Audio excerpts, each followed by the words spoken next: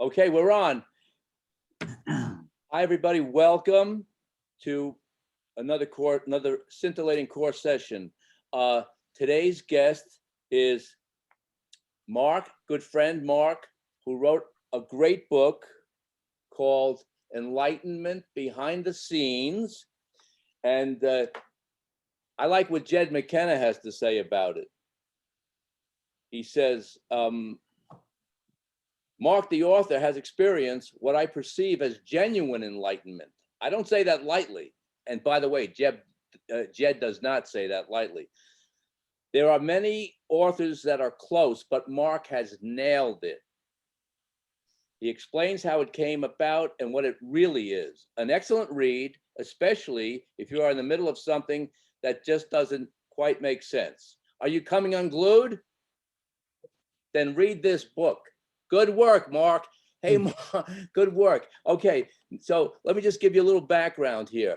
I see Kula Gelini in the audience. Want to shout out to her. So my friend Peter Signell and I go back to like our Rasa experience. That's how we connected. So through that, so anybody who's got like a certain kind of experience, you know, weighs a lot with me. So Peter, I've always thought like, well, here's a guy, you know, who kind of knows what he's talking about. So when he told me about this book and sent it to me, I said, okay, this has to be good. Well, I read it and said, well, Jed was right, Peter was right. We got to get this guy on here. So because Peter has a more of a background with Mark than of course I do, I'm going to turn this over to Peter a little bit so he could give us a little orientation, and then we could swing into Mark's presentation. So Peter, over to you.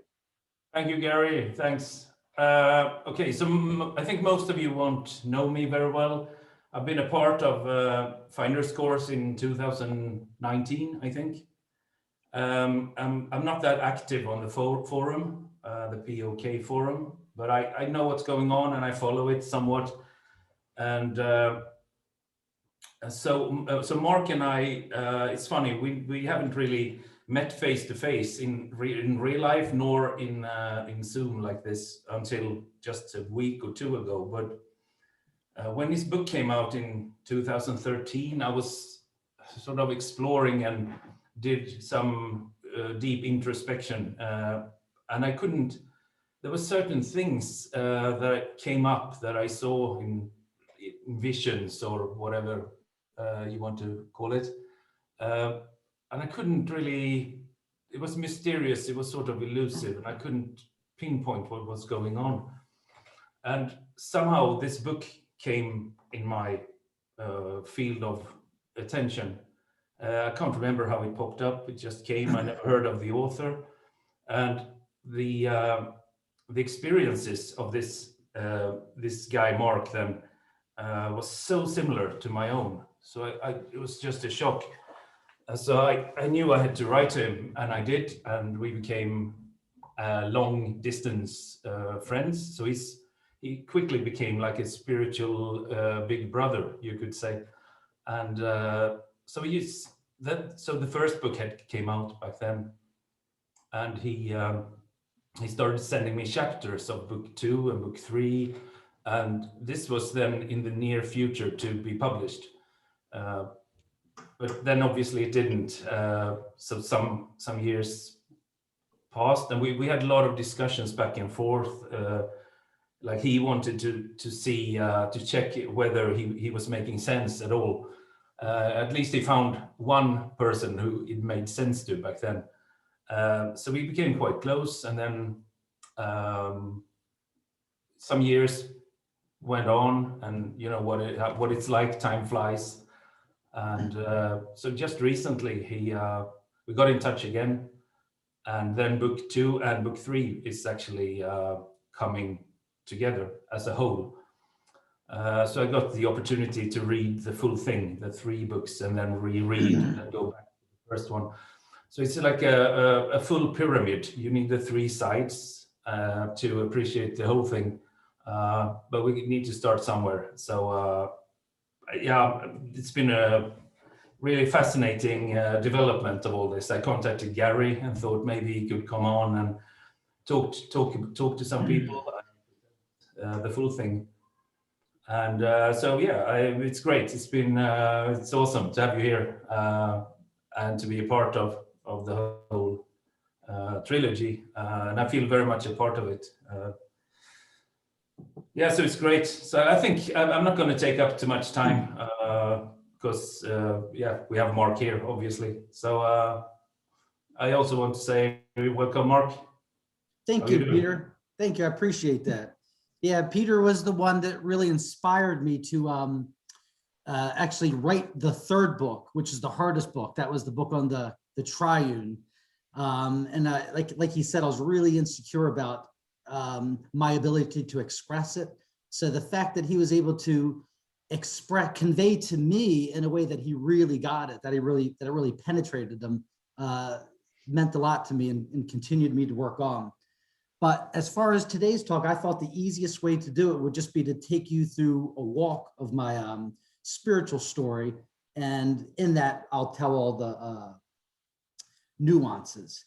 So I grew up in a time, much like probably you guys, where there was no internet or even really that many, great bookstores or anything. And I also had no previous religious exposure. So it wasn't until I was 20 years old where spontaneously I got a desire to meditate. And again, back then there was no books or, really big bookstores, whatever your local mall had to happened to have as far as books go.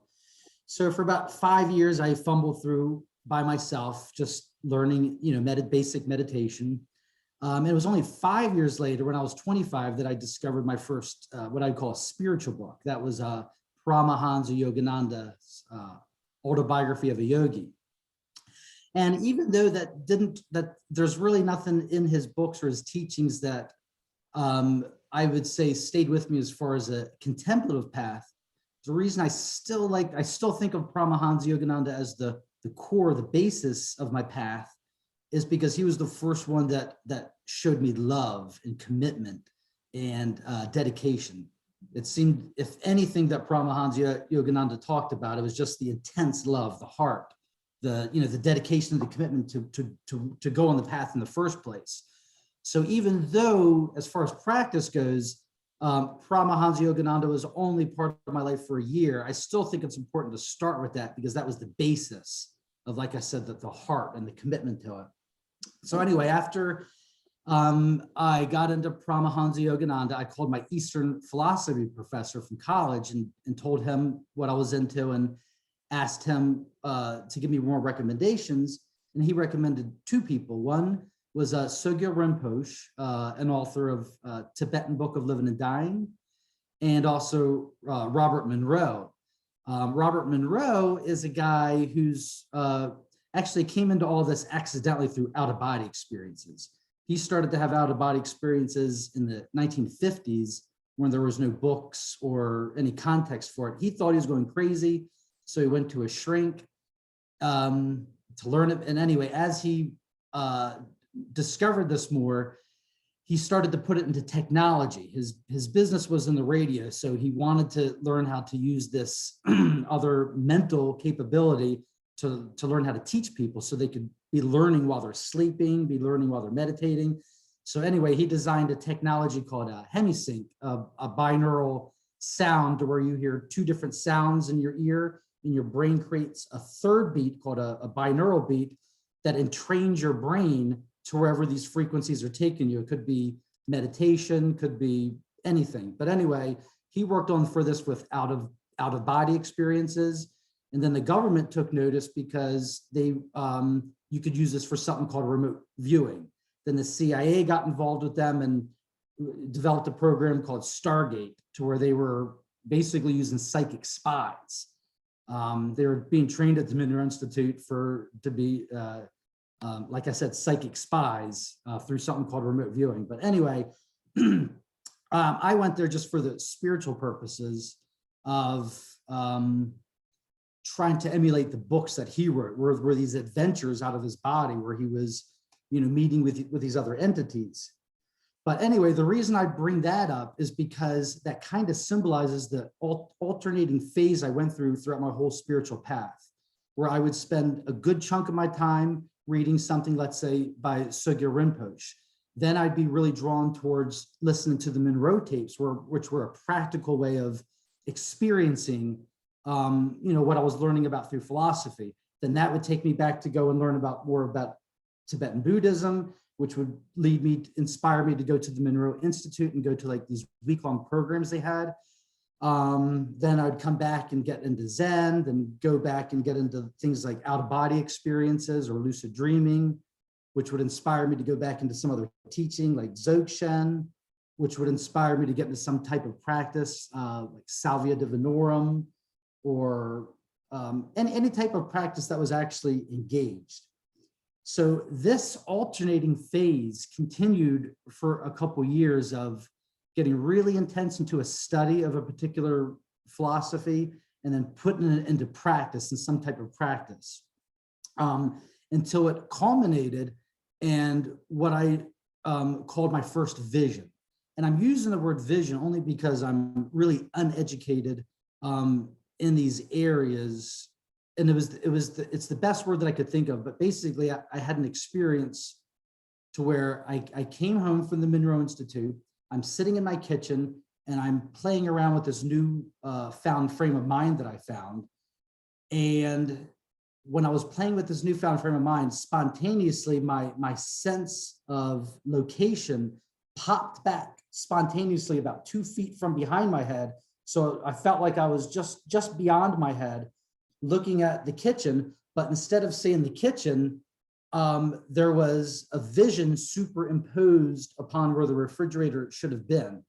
And it's not deep or anything. I'm only saying this one because I think it formed the basis for the rest of the visions, but the vision was very simple. I was just looking at an ocean it just looked like static on a TV, just a whole bunch of moving pixels, what I perceived at the time to be an ocean. So I knew that once intuitively I was being shown everything, the totality. But like I said, it made no sense. I had no context. It just looked like static on a TV. But then the vision switched to where the focus was more on each individual one of those pixels. So it would be kind of like if you were to take your thumb or a part of your hand and smush it through a screen, your one hand would be poking out of that screen in 100 different spots. It's still the one hand, but it's appearing, in 100 different little squares if you poke it through a screen. So I was getting the vision of one, like I said, the ocean, and then it focused in on the individual things to show me that the individuals are part of the one. And I know, again, it's not really an impressive vision, but I just say that because I kind of set the stage for everything that happened after that. And also it was the first time anything unusual had ever happened in my life. I've never been one to have had anything surreal happen normally. Only if I do meditation or go to the Monroe Institute, I'd have abnormal things. But this is the first time that in my normal life, something interrupted my life and basically, took over my normal scene. So after this experience, when I say this experience, I kind of ran through that quickly. There was about a 2-year period where I was really feeling kind of disconnected from the world, just because I was practicing these things like the out-of-body experiences or the lucid dreaming or even meditation. I was feeling very, very detached. And like I said, if you haven't looked at my book, I'm a family man this whole time. It's my wife and my daughter. My daughter was only about 2 or 3 years old. We just moved out to Virginia. So I'm very grounded. At least I'm supposed to be very grounded in my family life, but my interests are taking me to this place that's really, disturbing my sense of a family life or my sense of a normal life. So all this accumulated into something that I wrote in my book that I called a suicide mission. And the suicide mission came from the sense that I desired to have no more desires. I had such a strong desire to simply desire nothing.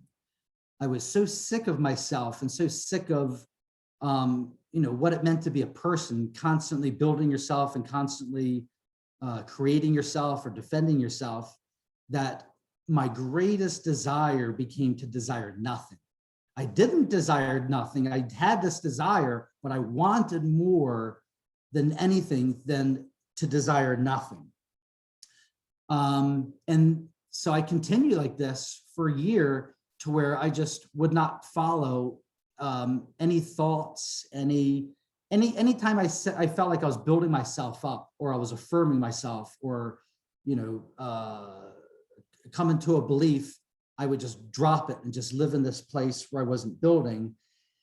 And then spontaneously, a few months later, I had an experience where I was in my living room playing my guitar to George Harrison's "My Sweet Lord."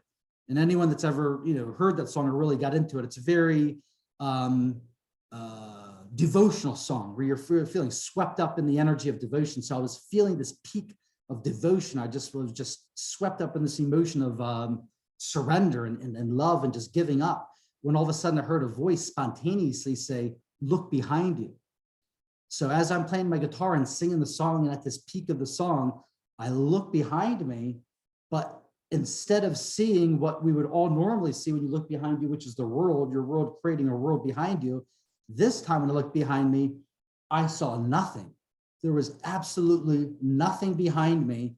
And then when I turned back in front of me, there was a space between me and the scene that appears before us. So your whole life, you're looking at a scene and it's so close to you, you think that scene is all there is. But when I turned back around, there was a space between me and the scene that revealed that all the scene, the whole world, is just a screen.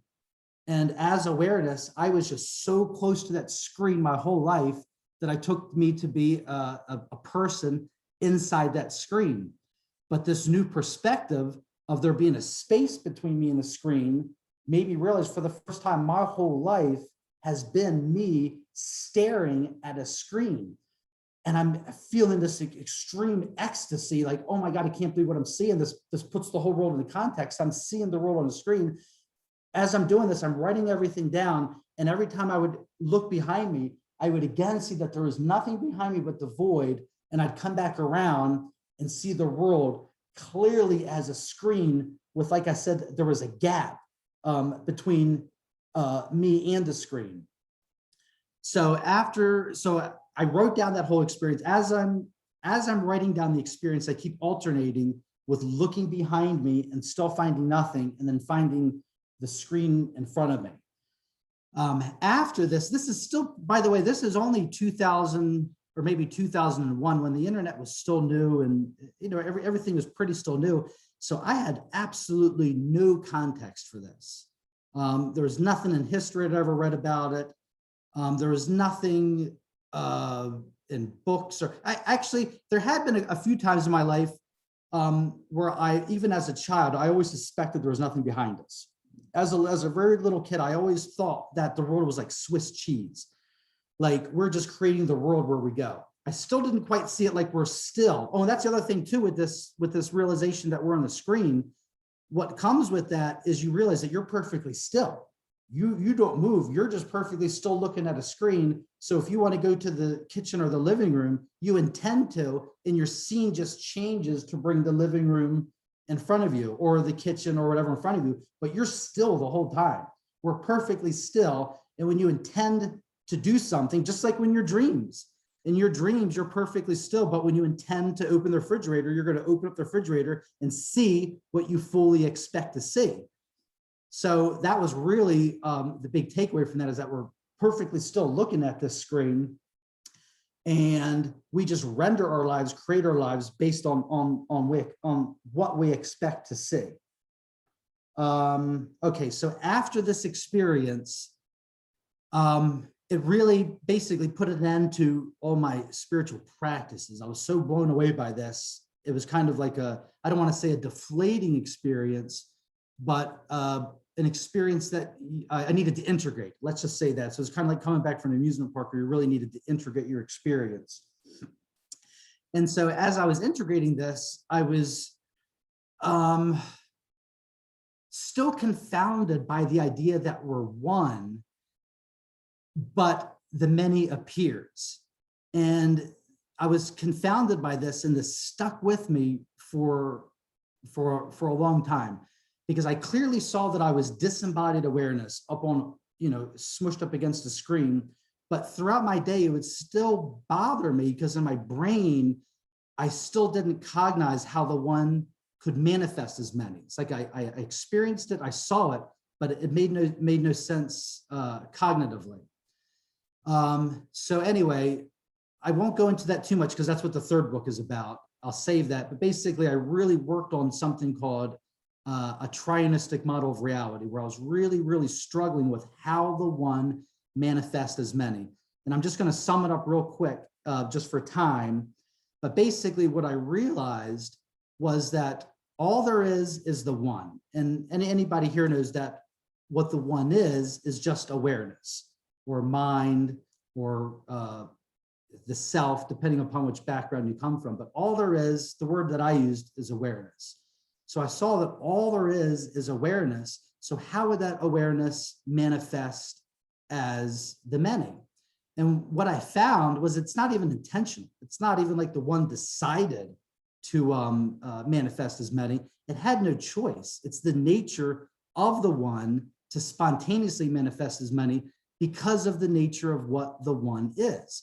So what the trianistic model is that all there is awareness, and the nature of awareness is to be aware. That's what it is. So the nature of awareness is to be aware, and since there's nothing else but awareness, awareness would have no choice but to spontaneously bend on itself to become aware of itself from that power of attraction.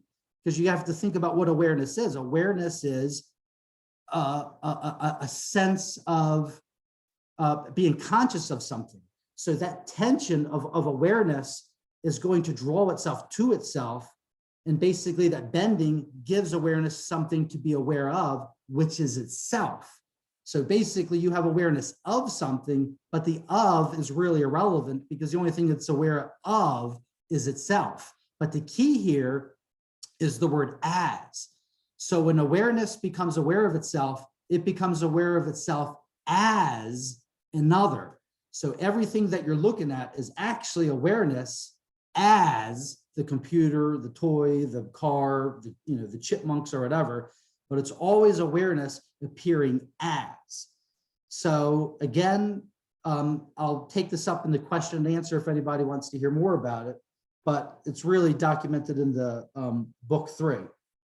But anyway, so the only reason I mention that is because, oh,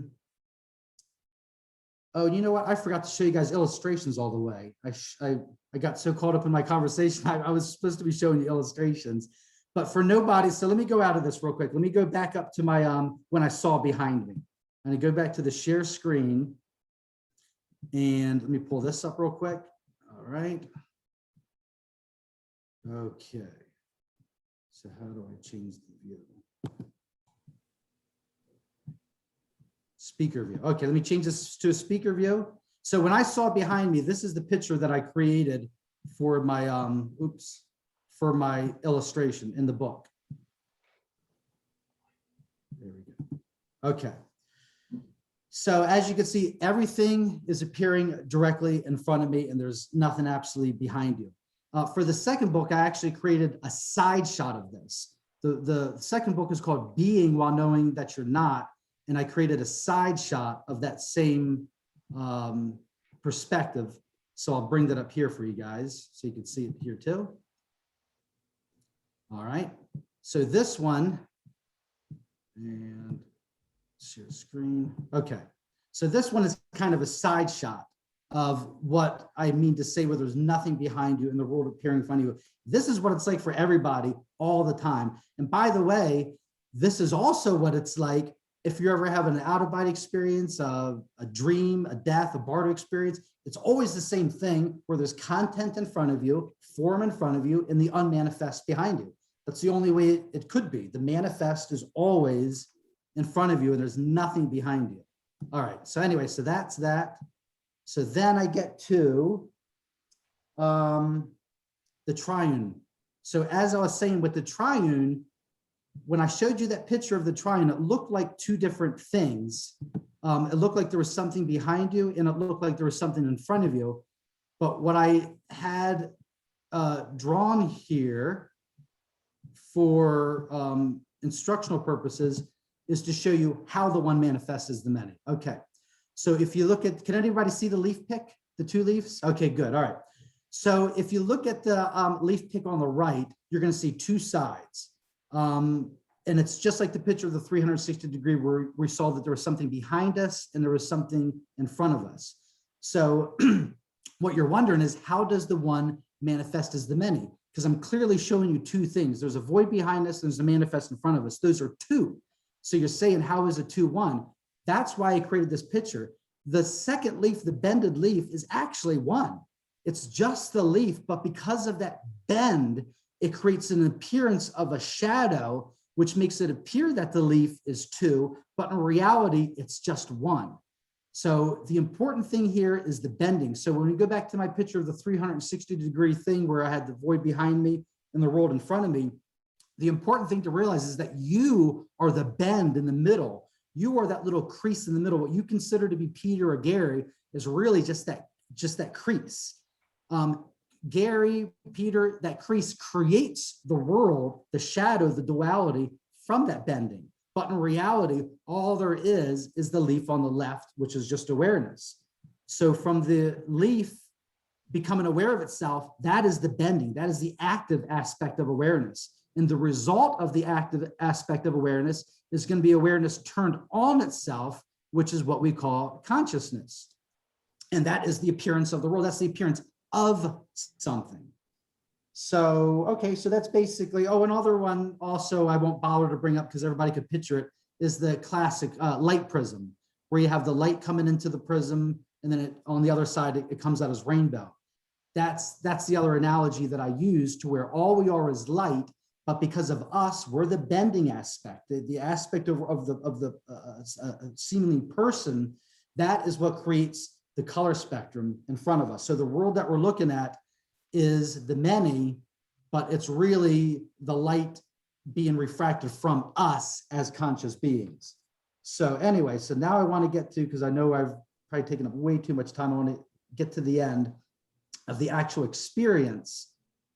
Now, when this experience happened, I didn't even really call it enlightenment. I called it the diamond vision.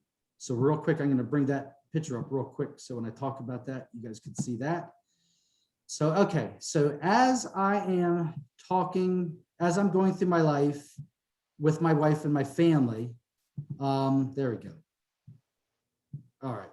All right, now we're back. Okay. So as I said, I'm struggling with the idea of how does the one manifest as many? And I'm sitting Mark, it's not on. We can't see it. Oh, now you're looking at me, right?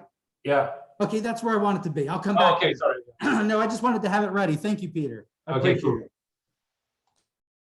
So one day I come home after work and my daughter's sitting on my lap and I'm sitting, looking at the outside, and I'm having my usual thing where I'm just staring at her and just like, wow, how am I her? Like, I'm not aware of any of her thoughts. I'm just looking at her and just doing my usual, because I'm obsessed with this. I'm stuck in this world where I'm obsessed with every person I'm looking at. So the one manifests as many, like, how am I you? I'm not aware of you. I'm not anything. And as I'm contemplating this, all of a sudden, my perspective shifted from behind her eyes. So now I was no longer looking from behind my eyes. Now, all of a sudden, I was looking from her eyes. And by the way, I don't even, the more I think about that, I don't even know if that's totally true, because as I reflect on that, it was clear. It's not like I could have read any of her thoughts. I was just seeing from her perspective, but I don't remember any thoughts. That's something I've only realized recently. It was just clear seeing from her perspective. And this lasted for, I don't know how much time, but from that perspective, the perspective switched. It pulled back from seeing from whatever she was seeing from her limited perspective. It pulled back to review what I called the diamond perspective. And that's the one that I just pulled up here. So I'll pull up again. So now, instead of seeing whatever my daughter was seeing, now I'm backed up so far that I'm seeing from behind every single eye that is in existence. I'm behind every single eye. I am the eye behind every eye in existence. And again, something I've thought about since this experience, I'm not aware of anything individual that's going on inside of any of these particular things. It's the whole, it's the totality. When you're experiencing everything as the whole and the totality, you have no idea of the specifics that are happening in each individual scene. It's only the collective. And there's, like I said, there's no sense of moving. There's no sense of anything happening in the specifics. It's everything happening all at the same time. So after the diamond vision went away and receded back, then I'm left looking at the scene, which is my backyard, which is the mountains, because we were living in the mountains. But now when I'm looking at the yard, I see the yard as me. Now, this is a bad picture. I'm having this picture redone, but what I tried to have the artist do was picture yourself lying on the beach and you're looking down at your body. We all know what that feels like when you're laying down and you're looking at your body, how something feels like to be yours. I Googled it, and it's called our proprioceptal sense. We actually have a physical sense of our body. So when you look down at your body, you have a sense of weight and of position of orientation. And what I try to convey with that picture was when I was looking out at the world, I was feeling that same proprioceptal sense with the world. The world felt like my body. So when I'm looking down at the world, I feel like the houses are my torso, the legs are the mountains, the sun, is my toes. When I'm looking at the world, it's actually the physical sense of looking at my body. And that is the only feeling that continued after that. Obviously, after that, the diamond vision, I didn't see that. But what does continue is that picture that I just showed with the Buddha picture. And there's one more. There's one more. Then we're going to be all done. So the very final vision that I had was maybe just a week or two later. I was on the internet, and then somebody asked a question about enlightenment, and I don't even remember what the question was. But I remember when I wanted to answer their question, I stopped and I paused to think about what they meant by the word enlightenment. So, all right, let me pull this up. Very good. Okay. So I know you're looking at me. I just wanted to pull the picture up. So I stood up. I'm on the internet. I'm on my computer, and someone asked me about a question of enlightenment, and I stood up and I was trying to go in my mind of what do they mean by enlightenment? And when I did that, the whole world disappeared. Everything disappeared, complete blackness. And what I saw was literally a slow motion of count of how the whole world is created. The whole world is created in, I don't want to say an instant because it was done slow motion, but I saw it. So it went from complete blackness to, and this is the coolest part, in the blackness, it went from complete blackness to a stirring within the blackness. So it's still blackness, but just picture blackness with a stirring. So there's almost different shades of blackness. So you only see blackness, but there's a rumbling, there's a vibration, there's a shifting, a contrast within the blackness. And out of the contrast of the blackness comes a movement. And then from the movement comes, let's say like a shuddering or like a blinking of the first shows of just color, just like light and color. But the light and color are meaning nothing, it's just light and color. And then soon the light and color starts to take shape, and then it starts to take form. And then this light and color took a definite shape, but yet I had made no sense of what it was. I'm looking at something as form that now means something as form, but it meant nothing. And then the next frame of mind, I'm seeing, oh, what I'm looking at is a little girl's dress and little girl's clothes in a closet.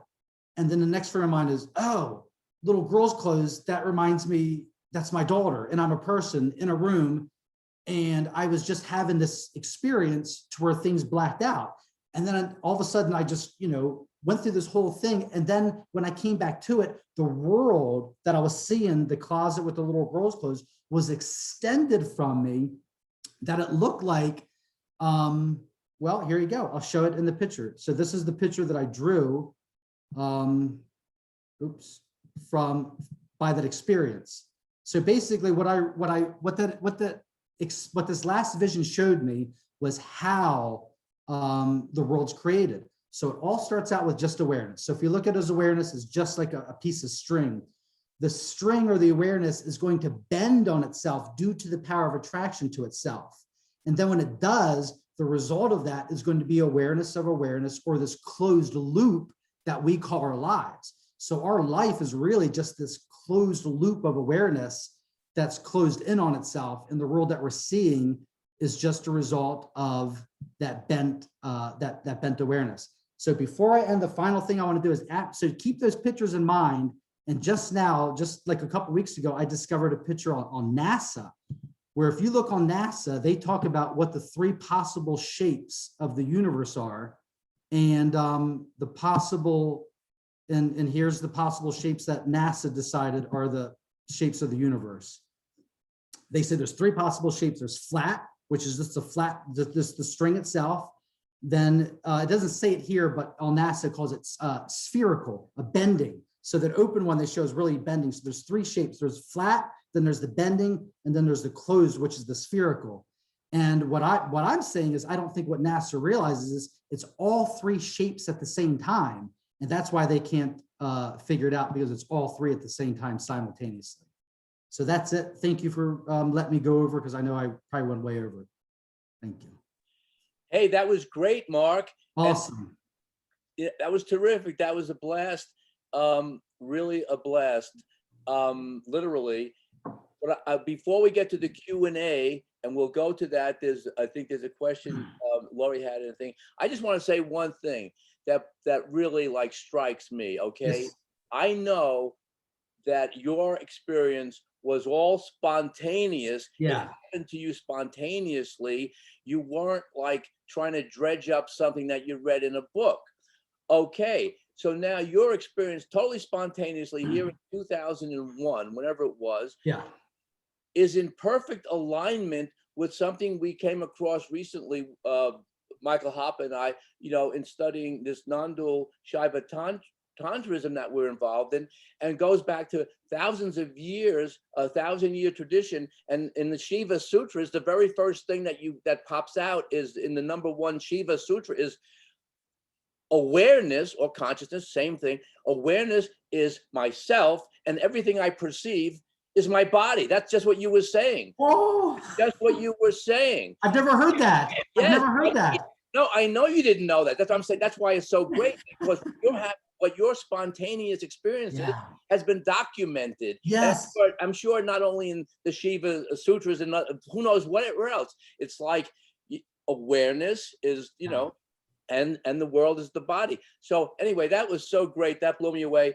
Let's go before we go to questions and answers. There's one question in the chat. Lori had the question. I wanted to get to it because, and then other people can go in. Or unless Lori, you want to ask the question yourself? I don't know. I'm looking for your question here. I can't find it. I think you mean Julie. I meant. Yeah, Gary. So it was me. Hold on, let me turn off my thing. Yeah. So my question is about this bending thing of awareness. Is this bending what happens when there's awareness is in a body that is perceiving and has a mind that is thinking? So is it that perceiving and thinking function that actually is the bending? Yes, I would say the bending is there if there's an of. You see what I mean? If you're aware of something, so the bending is the of. And the bending, by the way, it's the natural way. There's no way for it not to be bending, because that's the nature of awareness, is to be attracted. That's what awareness is. It's attraction. And since there's nothing else to be aware of, it has no choice but become attracted to itself, which is the bending. Mm-hmm. and which creates this little fold that our whole world happens in. By the way, another analogy that I came up with after this, because I didn't discover it, was black holes. Basically, what our experience is like a black hole. And again, I didn't discover this until recently, but now the new definition of a black hole is that they say it's a one-dimensional singularity existing on a flat two-dimensional screen, appearing as a three-dimensional hologram. So basically, what our bodies are, what our world is exactly like a black hole. We experience it as a 3D hologram, but it's really just a two-dimensional sheet. And even more deeper than that, the two-dimensional sheet is actually just a one-point singularity.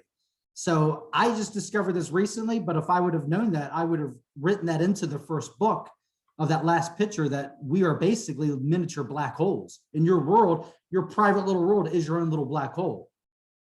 And it's the bend, the uniqueness of the bend, that creates everyone's worlds. So you could picture the light and prism, to where you have light and then it hits the prism, and then the prism shoves out the rainbow. The rainbow is going to be different based on each prism. Each prism is going to be bent a little bit different way. So each rainbow is going to appear organized in a way based on that particular bend. So all of our lives are just infinite ways to bend the light.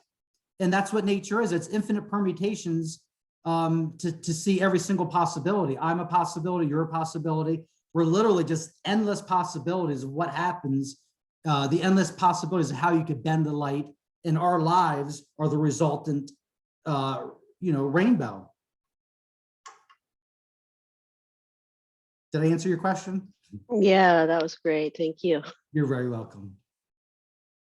I have a little bit of something to follow up on what Julie said. And she said awareness in the body.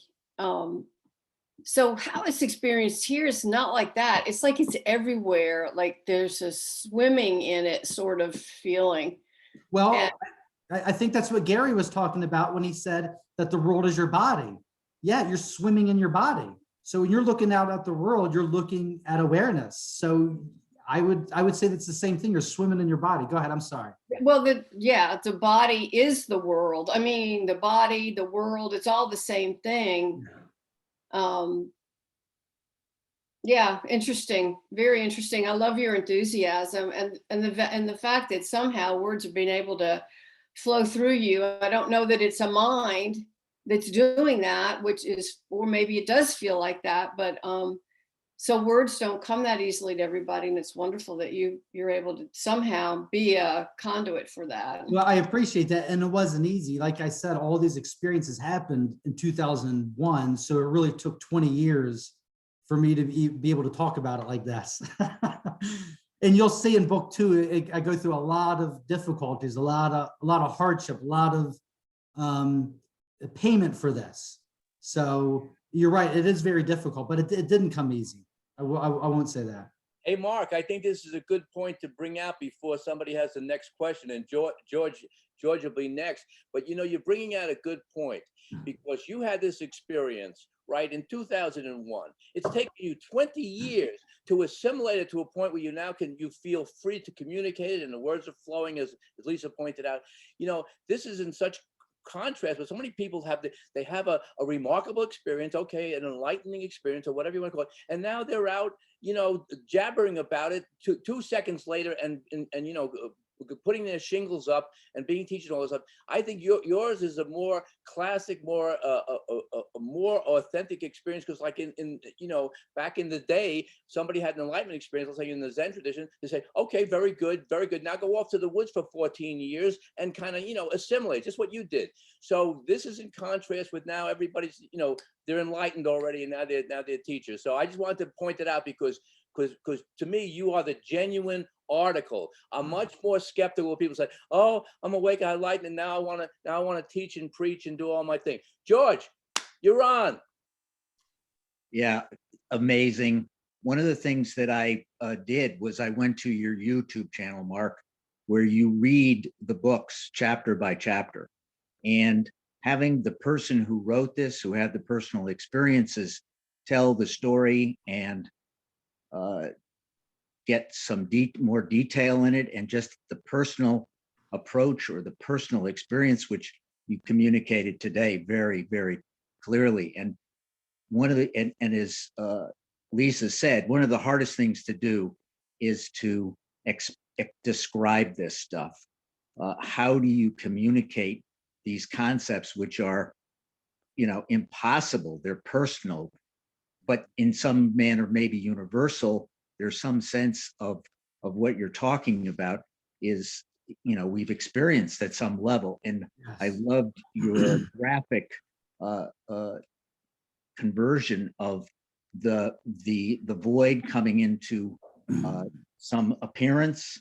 And yeah, I mean, all of these concepts, which are so, oh my God, ephemeral and mushy, but you did a great job, and it comes through how it manifests in you while you're still raising a child, and you're still, you know, grounded by your reality. That's the thing that's striking to me, is you're a real person. You're not in a cave.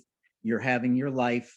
And the other thing, in listening to you read your books on YouTube, is some of the very personal experiences you went through as you're coming to the realization of what this is. And then, you know, many, many years later, trying to bring it into some form that you can share. So kudos to you. I mean, it's one of the best tellings of searching and finding and getting to this place that we all would love to be in. Thank you. Thank you. And again, I'd like to thank Peter for that, because like I said, I didn't really feel like I could talk about it. Those letters that I shared with Peter were actually, when I was editing the book, or when Jed was helping me edit the book, all of those letters that I shared with Peter that became book 3 were trying to teach Jed what I was talking about in the triune. So basically, all I did was I just sent all those letters unorganized, put together to Peter, and he had such a visceral response to them, that was the one thing that, like I said, 10 years later, 20 years later, when I did finally feel spontaneously like I really wanted to talk about this. If it wasn't for Peter, I don't know if I would have tried that, because I would have felt like it was impossible. But I remember having that experience. I was like, well, I know one guy got it. So if one guy could get it, that gave me the confidence to do it. And I'm glad I did now, because now I feel like I could, now I feel just the opposite. Now I feel like I don't want to stop talking. Hey, Mark, that's great. And George, thanks for your great comments. And thanks, guys, for raising your hands. This will make it easier. So we have Kirk and then Allie with questions. But before we do that, so maybe you'll tell us at some point how we can get his trilogy published, or we. Yeah.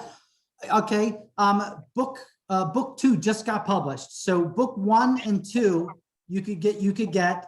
And I don't know if anybody has friends in other countries, but they're also translated in China and Taiwan and Korea too, and published in other countries. And book 2 just came out like a couple days ago. And book 3, sorry, I should have ready by the end of the month. The reason all 3 of these are coming out so quick is they were actually pretty much done 2001, but I just lost interest in talking about it. I had kind of like a stutter step. It's interesting how you say when people have this experience, they think about talking about it. I felt the opposite. I felt like no one would ever understood it, and anyone that could understand it would already understand it, and they don't need me to tell them. That's the way my experience was. But even 10 years later, when I did, actually, the truth is I did not want to originally do that as a book. I just wanted to write it for my daughter. What happened was I was getting so old and the experiences were getting so far, it had become a decade since I thought about it. And my daughter was getting to the point that we were having philosophical talks. So I said, you know what? I really need to write down all that stuff that happened 10 years ago. So when she does get 18 or 20, I could remember what actually happened. Then when I wrote all that down, I sent it to Jed and asked him to edit it. It was his idea to put it as a book, but I still wasn't ready to talk about it because I had no interest in the practical aspects, the book side, the publishing side, the talking side. And that's why, again, I disappeared for 10 more years until now. And now I find it fun. And this is just complete fun for me. So I see hands up, so I'll stop so I can hear you guys. Go ahead, Kirk. Hey, it's fun for a lot of people. And Peter, you've done good. You got him off the Yeah. out of here. So now we got three lined up. Kirk first, then Allie, and then we have Becky. So Kirk, you're on. Greetings, Mark. So everything you said makes sense to me. I had a similar epiphany, so to speak, in 2017. So what's fascinating is that when you're talking about things and things are illuminated to you, I'm curious, and I think I know the answer. It's just like, how do you not go crazy? Because everything is coming at you and everything is making sense to you. And then you're trying to explain it to people and they're just like, you are effing crazy. Yeah. So that's the first thing. And so I'd love to have an offline with you, because there are very few people that I can talk to, because when you're talking in 3D, I'm talking in 4D, I'm talking in patterns and stuff like that. And if I went on here, people would just be like going, I have no idea what you're talking about. When you're talking about pixelating, I see it as in bit rate, and there's a whole story behind that. Everything you said, I'm like, yeah, I get that.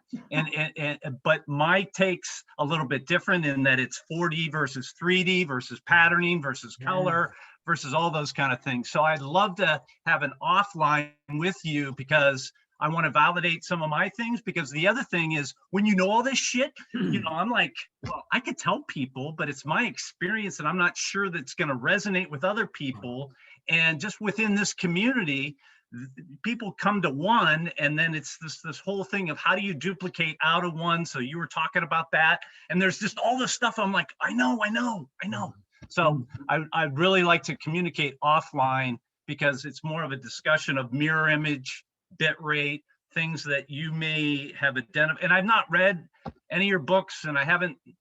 This is my first experience to you, and it's the first time that I've went, holy shit, we could have a very interesting discussion. I would like that, Kirk. Absolutely. And to answer your question, how did I not go mad? I think I probably did go mad. As a matter of fact, the subtitle of the second book is called "Surrendering to the Sadness and Madness of Life." It's okay to go mad. Let yourself go mad. Let yourself go sad. Let yourself go crazy. Let it all come undone. I think I did. As a matter of fact, on one of the videos I show a video of a song that I was going through at the peak of my madness. The song was called "If I Go Mad, You Won't Know It, Because I Won't Let It Be Seen." And that was kind of like my life for a while, where I'm living my life with everything. I'm going to work and have everything, but I feel completely mad. But you hold it together for your family. You hold it together, and it works out in the end. I'll just say that. Madness and sadness is okay. Nothing wrong with it. Hey, that's so great. And yeah. Oh, and by the way, Kirk and other people, one thing I found out about Mark real fast, Peter introduced it, is Mark, hey, he's totally accessible, down to earth, a real guy. It's not like, oh, master, tell me. No. It's like, a regular guy, a householder, he has kids, has a job. Come on. Okay, so now we got Allie, Becky. I saw Stefan's hand up. Maybe he'll come back. But okay, Allie. Thanks so much for coming, Mark. This has been really interesting. And two things. I wanted to let everyone know that we've learned in the writing meetup that with authors, the best thing you can do to them to improve their ratings on Amazon is to put in a review.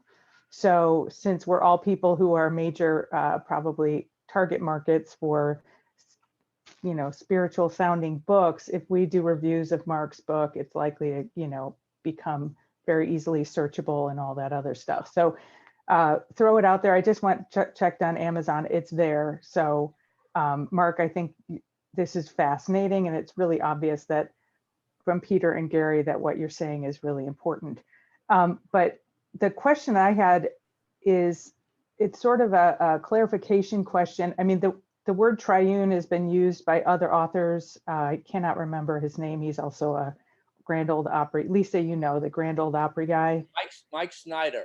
Mike Snyder talks about his triune self, I think. And then, obviously with Catholicism and that God the Father, God the Son, and God the Holy Spirit. I mean, the triune seems to be a very common theme, but I didn't really understand exactly what the triune meant for you. Is it the different shapes of awareness or something else? Okay. Thank you. I appreciate that. All right, so yeah, I'll talk about the triune is really difficult to talk about. And that's why I probably didn't go into it too much in the thing. It really took a whole book for it to talk about, but I'll tell you briefly what I mean by that in the experience. First of all, I did look into other religions' telling of the triune, because once I became interested in the triune itself, I wanted to see if other religions did have something to offer. And to be honest with you, I didn't see anything. The Christians or the Catholicism, they just admit it's a mystery. They have it and they don't know what it is. And when you look at most things, it's pretty disappointing. So when I try to do my research on my own on the internet of different examples of triunes, they're lost in history. I do believe that they all knew them. Every single religion has a triune. Hinduism, Buddhism, Jewish, they all have a triune. But the place where I learned the triune from was Dzogchen, and they called it the Trikaya. And basically the Trikaya is, they say that there's the Buddha. So all there is the Buddha, but the Buddha has a base, a path, and the fruit. So basically there's one reality, but the one reality has three aspects. And the three aspects of the one reality, and you can call this reality awareness, you could call it God, you could call it whatever, but the three aspects of the one reality are what it is, what it does, and what it manifests as. So if we look at the world as a triune, what I call the original triune is there's just awareness. So awareness is just what it is. So that's the first aspect of the triune. So in Christianity, that would correlate to what? Father. So Father is all there is. That's the thing. That's all there is God. All right. So, but what does God do? For me, like I said, I see God as awareness. So what awareness does is it bends. It's attracted to itself. That's its function.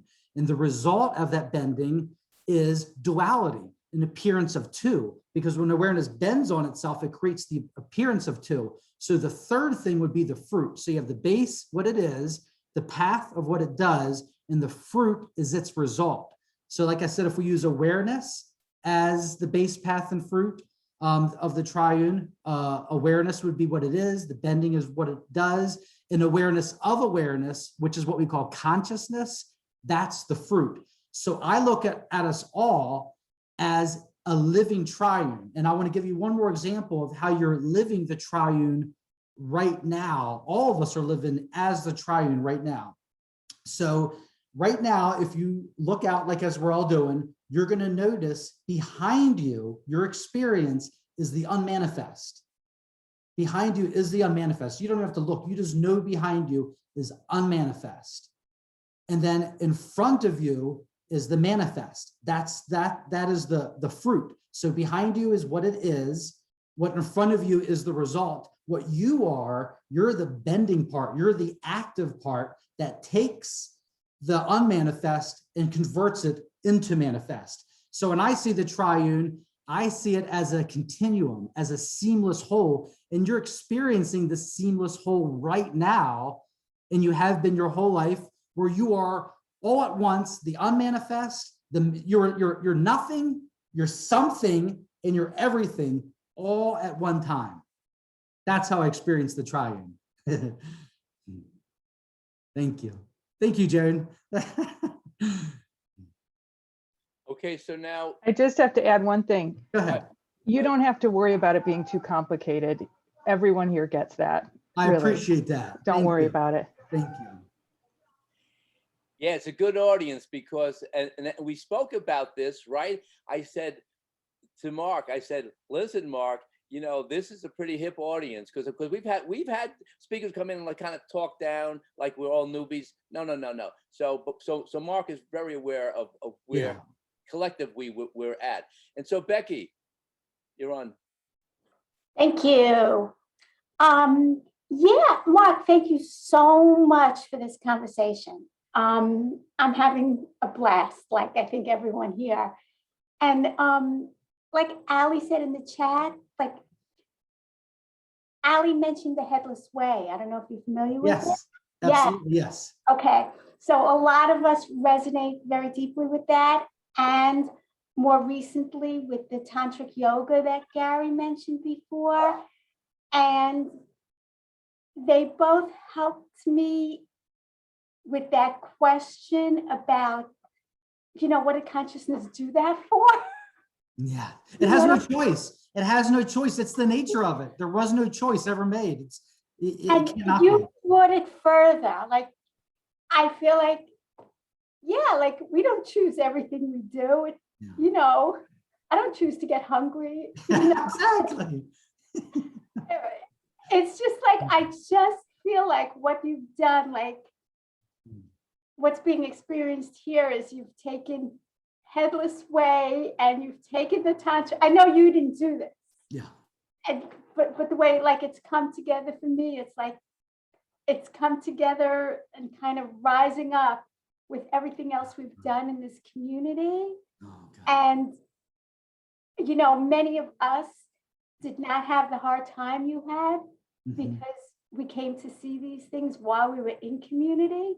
And there was, these people you see around you who answered our questions and talked about experiences we had, like what's happening now. Mhm. I just feel like you've just made all this shine. You've made it richer and deeper and clearer. Yay. And I am so excited about your work and excited about what you're doing. And thank you for being here. Thank you, Gary and Peter. Thank you. I really appreciate it. That means a whole lot to me. It really does. Thank you very much. I really appreciate that. Yeah, Beck, we always love your enthusiasm. And Stefan's phone is running low, so let's get to Stefan. Thanks, Becky. Yeah, hi, Mark. I want to make this quick because I might be cutting out or something. I went onto your YouTube channel and, because people were talking about how they can support you or something.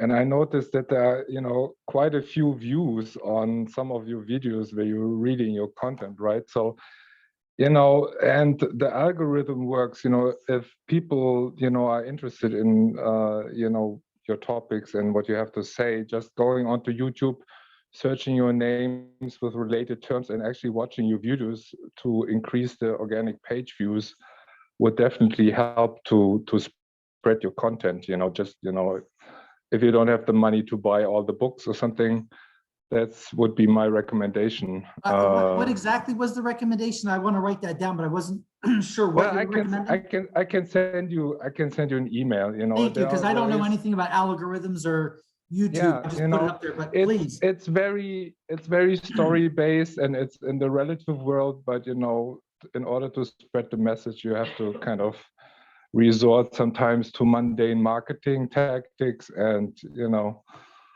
that's one way really to spread the message. If people just watch your content, and also if you like your channel, subscribe to the channel, leave some comments. That is all something that YouTube picks up, and usually then your videos get recommended to a lot more people who search for topics like awareness or whatever, your teachings basically. And I have one question. I have always one critical question, so let's see if the universe allows me to do it, otherwise my battery will run slow. But I have a Jet McKenna question, okay?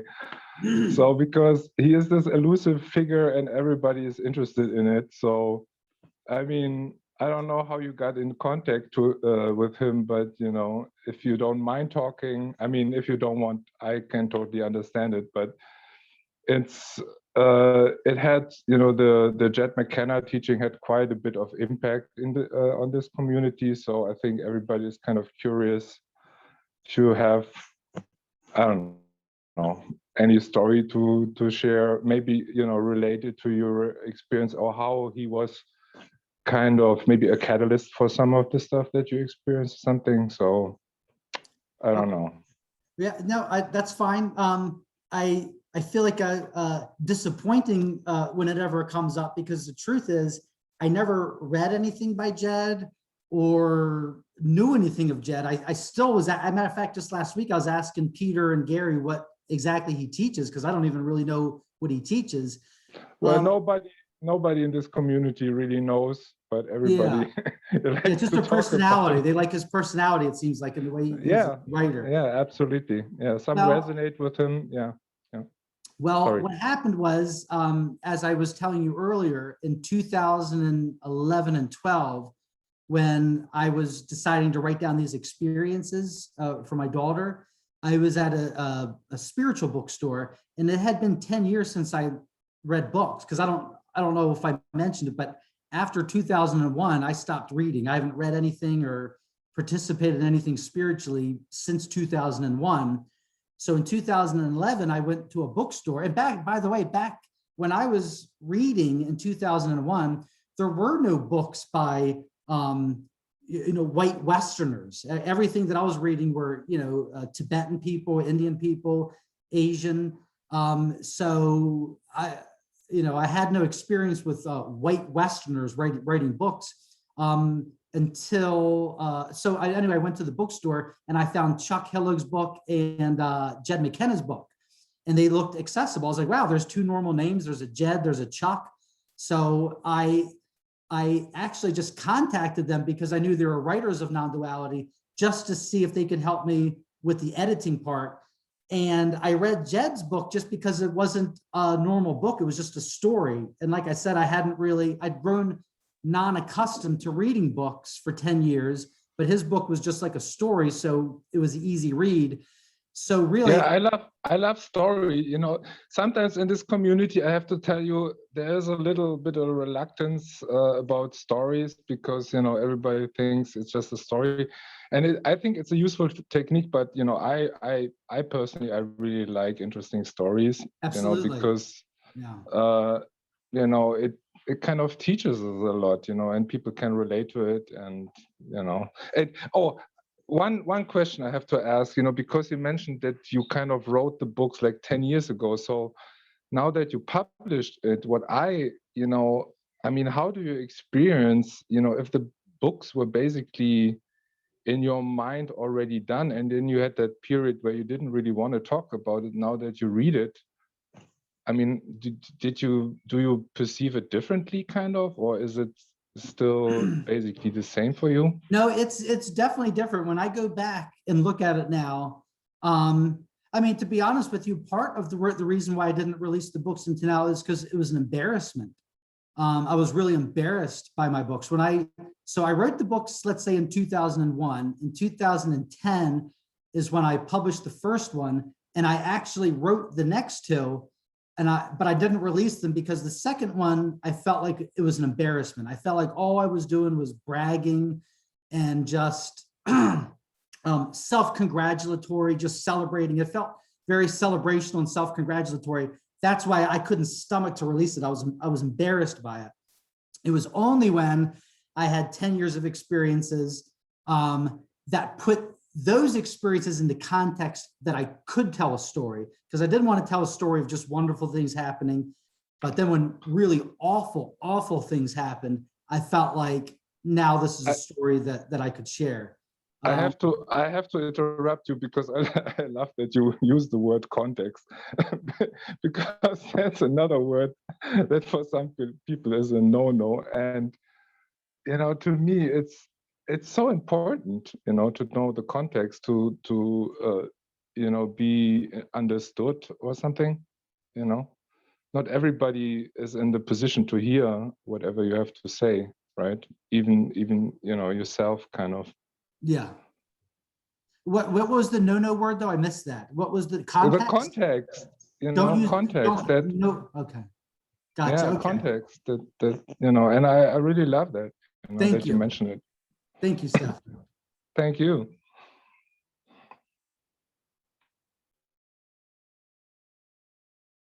I think Lisa Martin was next. She seems to. Oh no. Oh, so Lisa, you put down your hand?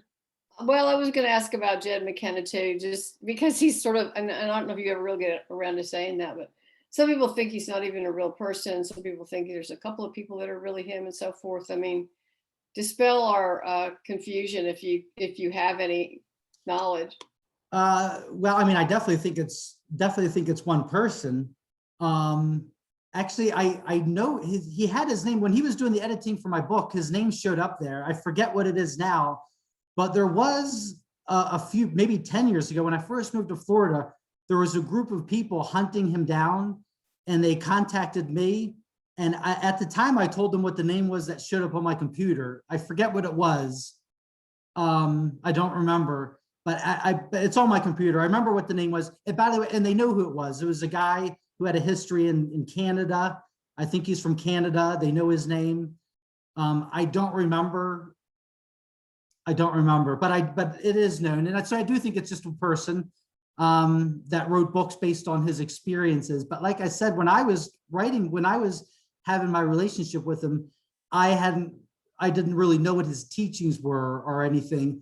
I was only talking to him in a capacity on a professional level where he was helping me as an editor. And then he went on to promote me. I didn't ask for it, but he actually shut down his website at one point and only put up my book for a couple months. So if you went to his website, you wouldn't see anything of his. It would only be my book.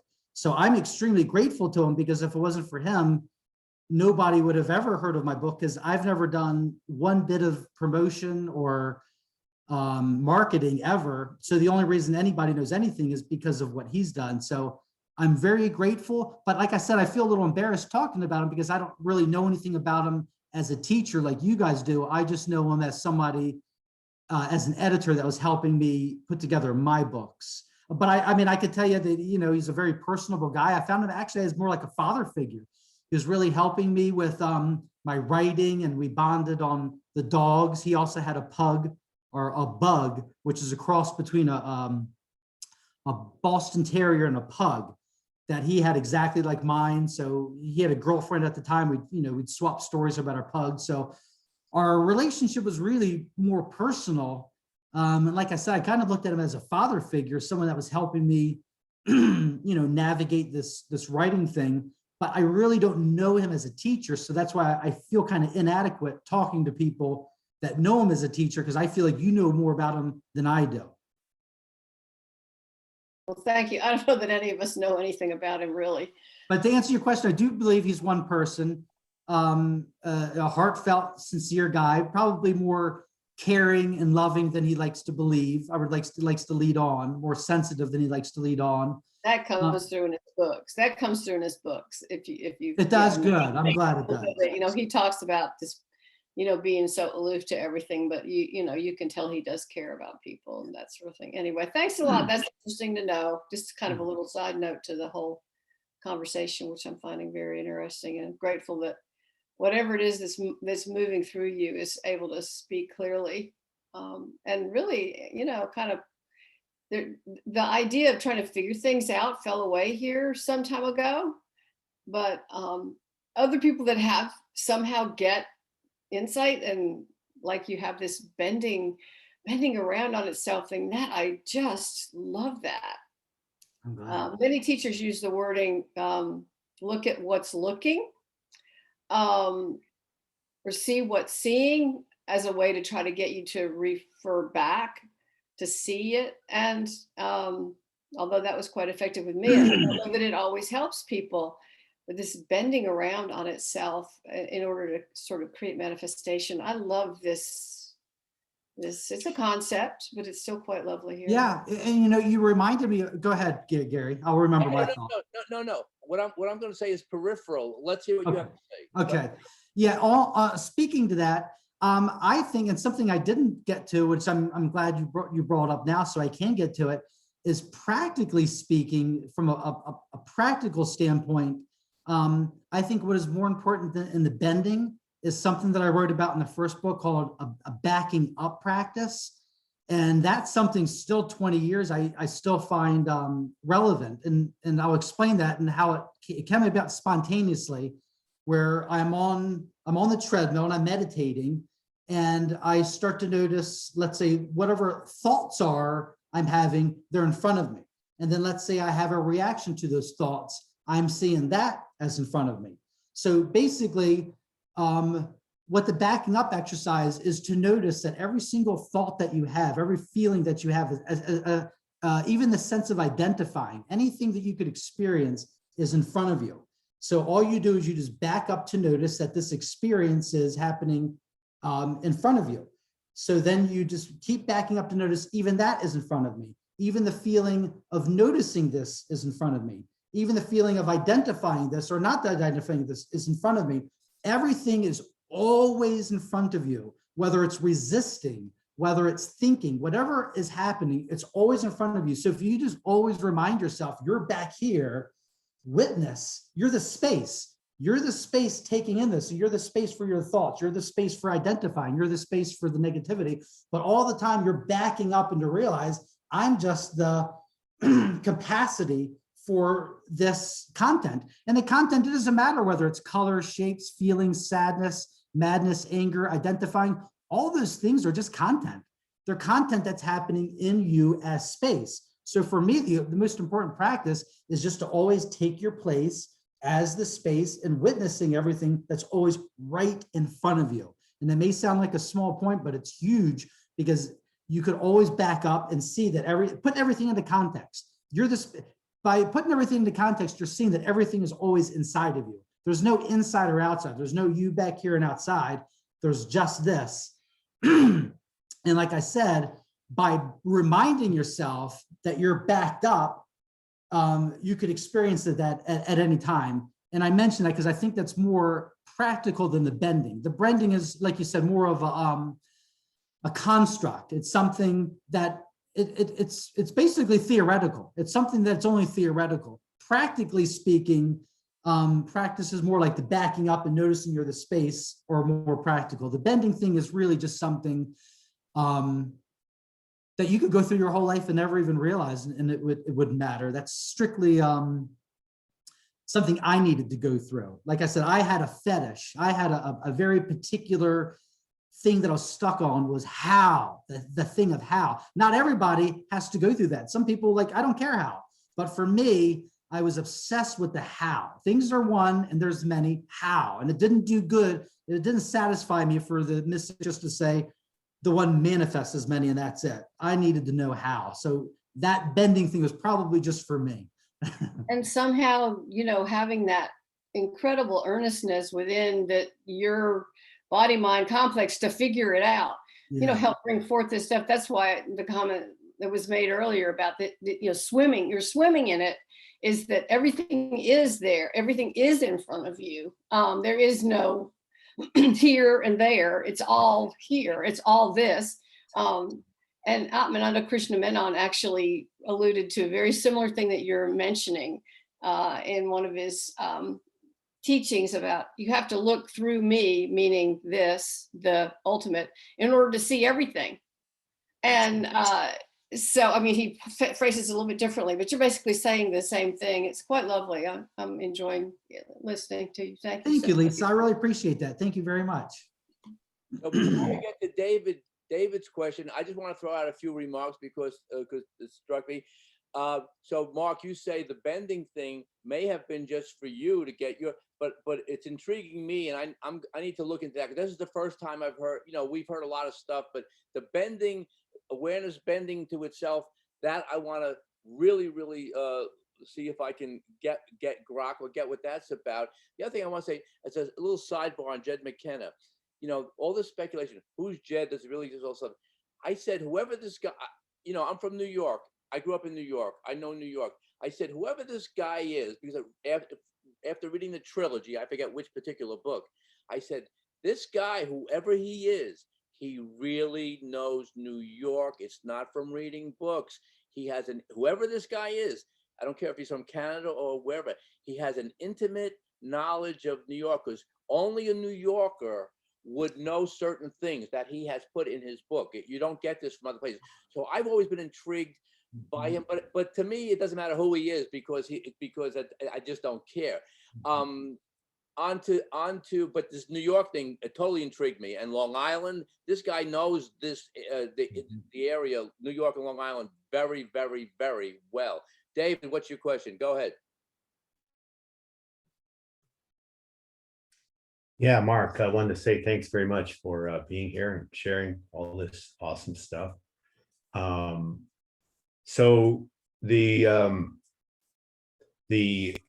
your experiences of realizing, that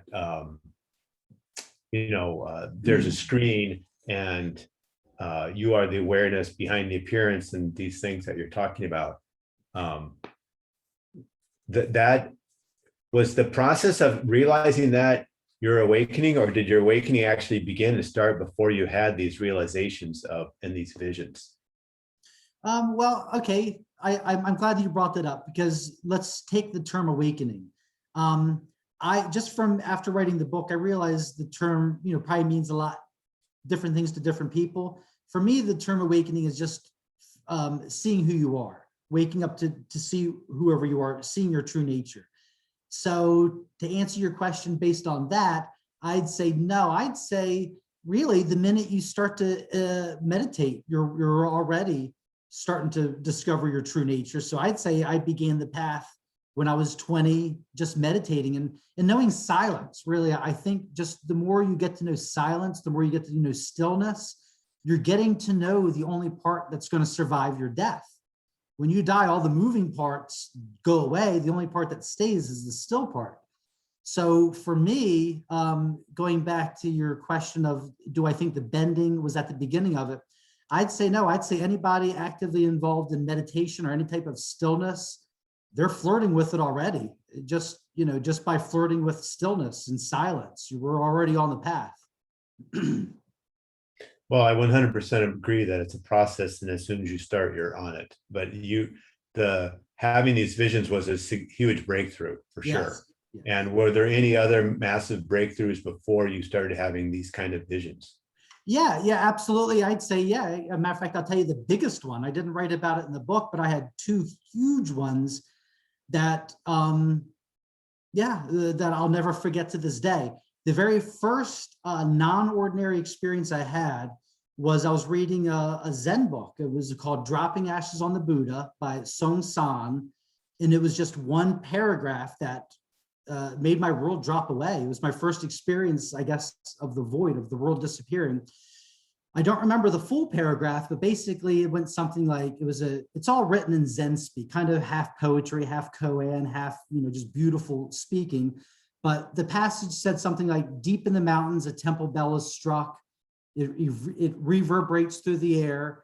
And the sentence that got me was, there is nothing that is you, and there is nothing that is not you.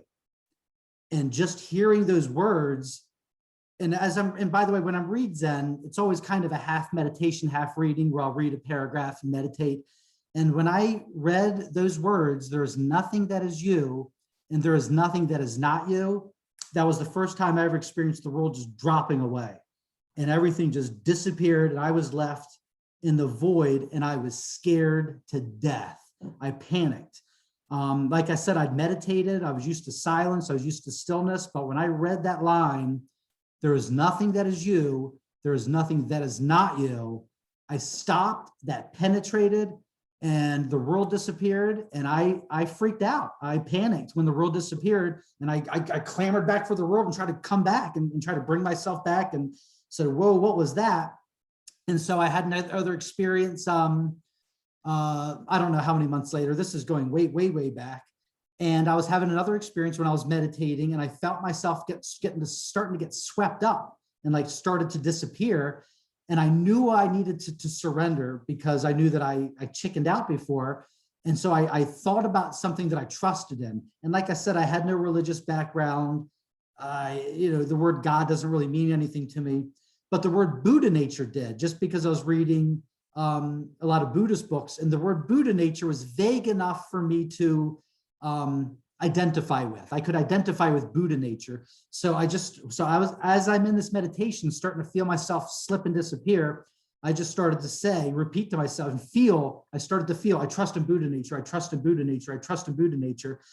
And as I trusted in that feeling of disappearing gave way to a vibrational field, to where the emptiness just turned into a huge pulsation of vibrations, where I was, existing, I guess, in a sea of loving vibrations, where these loving vibrations were, all I was. And I felt like I was in the sea of loving vibrations. And I just kept feeling, I surrender, I trust in Buddha nature, I trust in Buddha nature. And so anyway, those are the only two experiences that stand out in my mind of the ones that really set the path, that number one, I could surrender going forward, and that no matter what fears I have, the solution to the fear is just to surrender and to go through the fear, whatever you're afraid of, to surrender through it and jump into the fear. And also I had a lot of experiences at the Monroe Institute, but I won't go into that.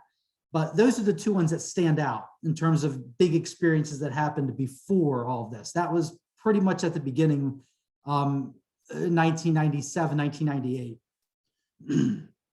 Thank you very much, Mark. I guess what I'm really trying to get to is that, in this whole deal, there's this dichotomy between description and prescription.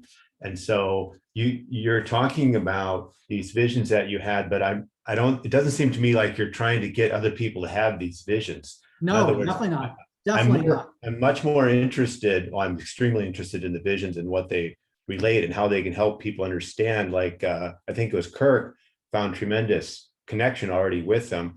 But I guess what I'm interested in hearing about, and maybe that's another Zoom call with you or offline, but what are the methods that you would recommend for people to actually, Yes. accomplish awakening, although it's not an accomplishment? And maybe that's in your books. And if so, you can just say that and I'll read them. Yes. Okay. Two things I could think of right off the bat. One is the backing up exercise. I think that's the most valuable exercise, is just notice that whatever happening, your thoughts, your feelings, everything is always happening inside of you. That's the relationship that you're having with the world. It's a different orientation to the world, where you're perceiving the world as happening inside you. I'm happening inside of you. My words are happening inside of you. Your reactions to my words are happening inside of you. Your observation of that is happening inside of you. To just back up. Also, you brought up something else as far as a practical practice. Oh, I know. The most important practice is to just, in your life, notice that you're building yourself up. In our lives, all we do is we're building ourselves with our thoughts, with our feelings, with our reactions. Anytime you find yourself, I believe in this, or I like that, or I do that, just notice that. And I did make a video to where I demonstrated that every time we're having a thought or a belief where you're building yourself, I said, picture it like a stick man. So it starts out where you're saying, I really like meditate. Now you got the leg. And I really like silence. Now I got two legs. Now I got a body, but I don't like how I sometimes I get upset. Now I got a stomach. The point I'm trying to make is watch yourself. So as you notice yourself building these thoughts, to just stop, to just realize I don't do that anymore. I made a decision a long time ago. I'm not here to build myself or protect myself or defend myself. And the minute you notice yourself creating yourself with this mental construct, just stop before that stick man becomes a fully developed picture of a stick man. We're always in the process of inventing ourselves or creating ourselves. And especially for all of us who are, experienced in meditation and experienced in seeing past the self, it's easy for us because we never really completely building the self like most people do. Most people go out in the world where they feel like they're a fully constructed being, they believe in it, and they're treating themselves like a person, and they're treating the other people like a person. Everyone I'm talking to now already doubts the person. They already see through the person, but yet the person persists. So it's a really easy practice of just noticing throughout the day as you're building yourself, and just don't follow that. Just remind yourself, I don't do that anymore. I'm not here to build myself, protect myself, create myself, and just lose interest in it. And that little stick man stops being built. Because the minute you stop building that stick man, it disintegrates. You have to constantly be building yourself with your talking and your ideas and your internal dialogue. The minute you stop, the stick man starts to dissolve. So for me, the practice is just going through life and noticing whenever you're building yourself, and you just remind yourself, we don't do that anymore. I'm not in the business of creating a fictitious person. Mark, pranams. That is absolute gold. Thank you so much. Thank you. Primo, that was. And I swear, Wow. I think these things are really the only practice, because these are the things that we take with us every day when you go to work, when you go to the grocery store. All you have is your experience. So for me, these things are more important than meditation, than doing anything, because life is the playground. Life is the football field. Whether, you know, like I said, you're at work or whether you're at house, it's something that we're constantly practicing. So the minute it's really just come back to the big game. That's why I always tell my wife, just remember the big game that you're playing. You go to work and they're playing, you know, the little games of, you know, who could be the best person or who could, you know, win at this or win at that. Just always remember the big game that you're playing, and all this is happening inside of it. And for me, that's the only practice there is. You know, speaking of practices, before we get to Stefan, I think you have a few really good other practices in Okay. the book, because I think they deserve mentioning. Because speaking of the big game, you know, I think, like you say, this is the only practice that everything is within you. Yeah, that's it. Can't top that.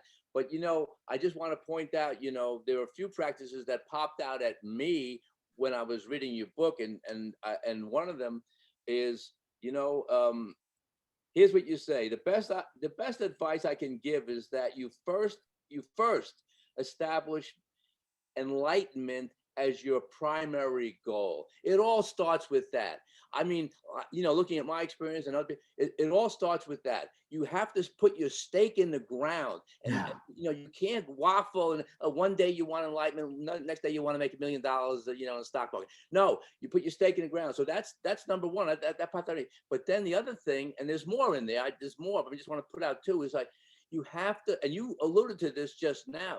You have to learn to trust something, the Buddha, the universe, God, Mother Kali, Jesus, and then you have to learn to surrender. So this nails it for me, because that's the path as far as I'm concerned. And you brought out all aspects of it, and that's just been terrific. Stefan, let's go to Stefan, because his phone is running low. Yeah, I apologize. I don't put the video on because the universe wants me to talk and I don't want to mess it up. So, I really love that you were obsessed about the how, because that for me was, I always was kind of an obsessive person. But after the finance course, you know, I really wanted to figure out what made it work, kind of Pareto principle and stuff like that.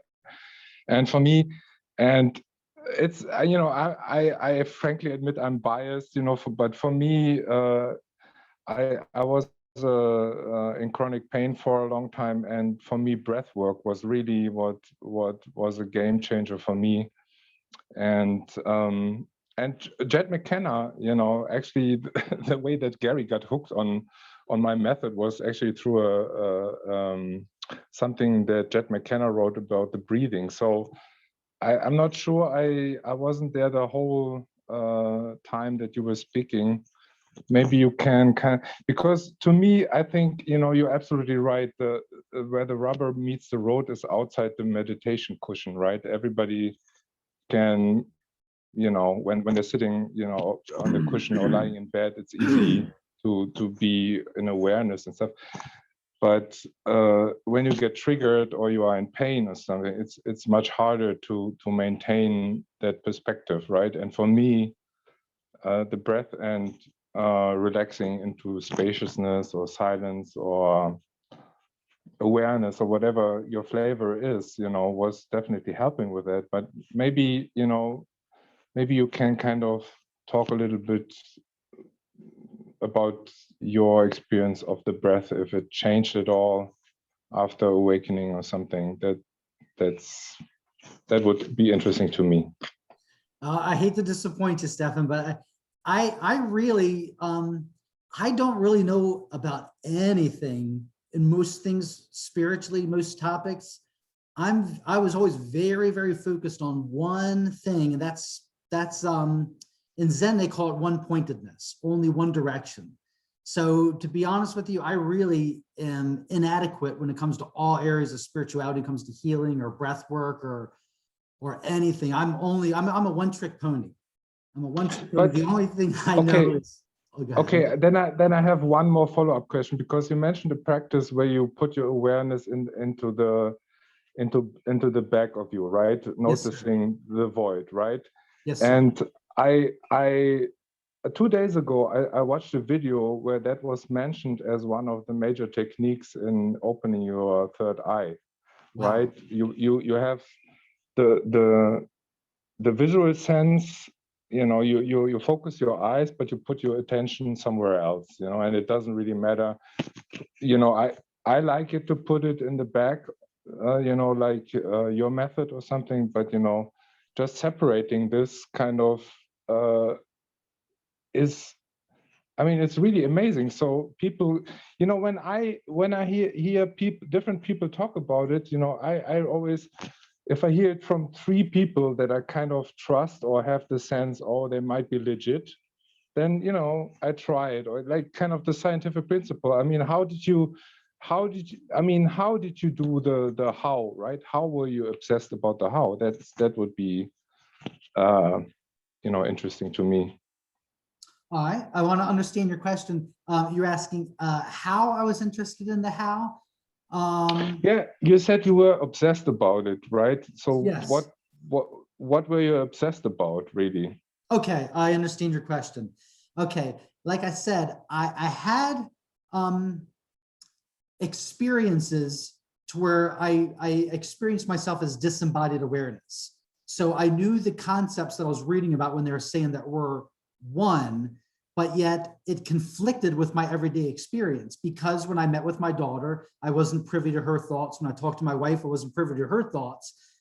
So in my mind, I wanted to know, how is something true that we're all one, we're all the same one, but how am I not privy to their thoughts? Basically, what I wanted, what I was saying was, what I knew to be true was not showing up in my experience.